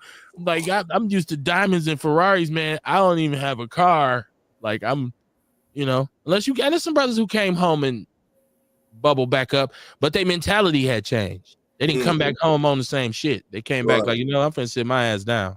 Right. So it ain't what you do, is how you do it, man. Y'all be safe. Y'all be keep your head on the swivel, man, and grab the people who matter to you and tell them that you love them, because you don't know when it's gonna be the last time you're gonna see them, man. Especially them babies, man. Hug and kiss on them babies. Ain't nothing wrong with that. Baby girl make the hardest gangster cry and break down. I know. You talking about a thug at a tea party. I've been there and done that, man. Love on these babies, Kamar. Shout out to you. We'll be back Wednesday, man. You got anything going? Anybody you want to shout out? Anything you got popping this week? No, just a House of Vitality, same as every week. House of Vitality. Come up, pull up, let me boom, sister. Let's get it. There we go.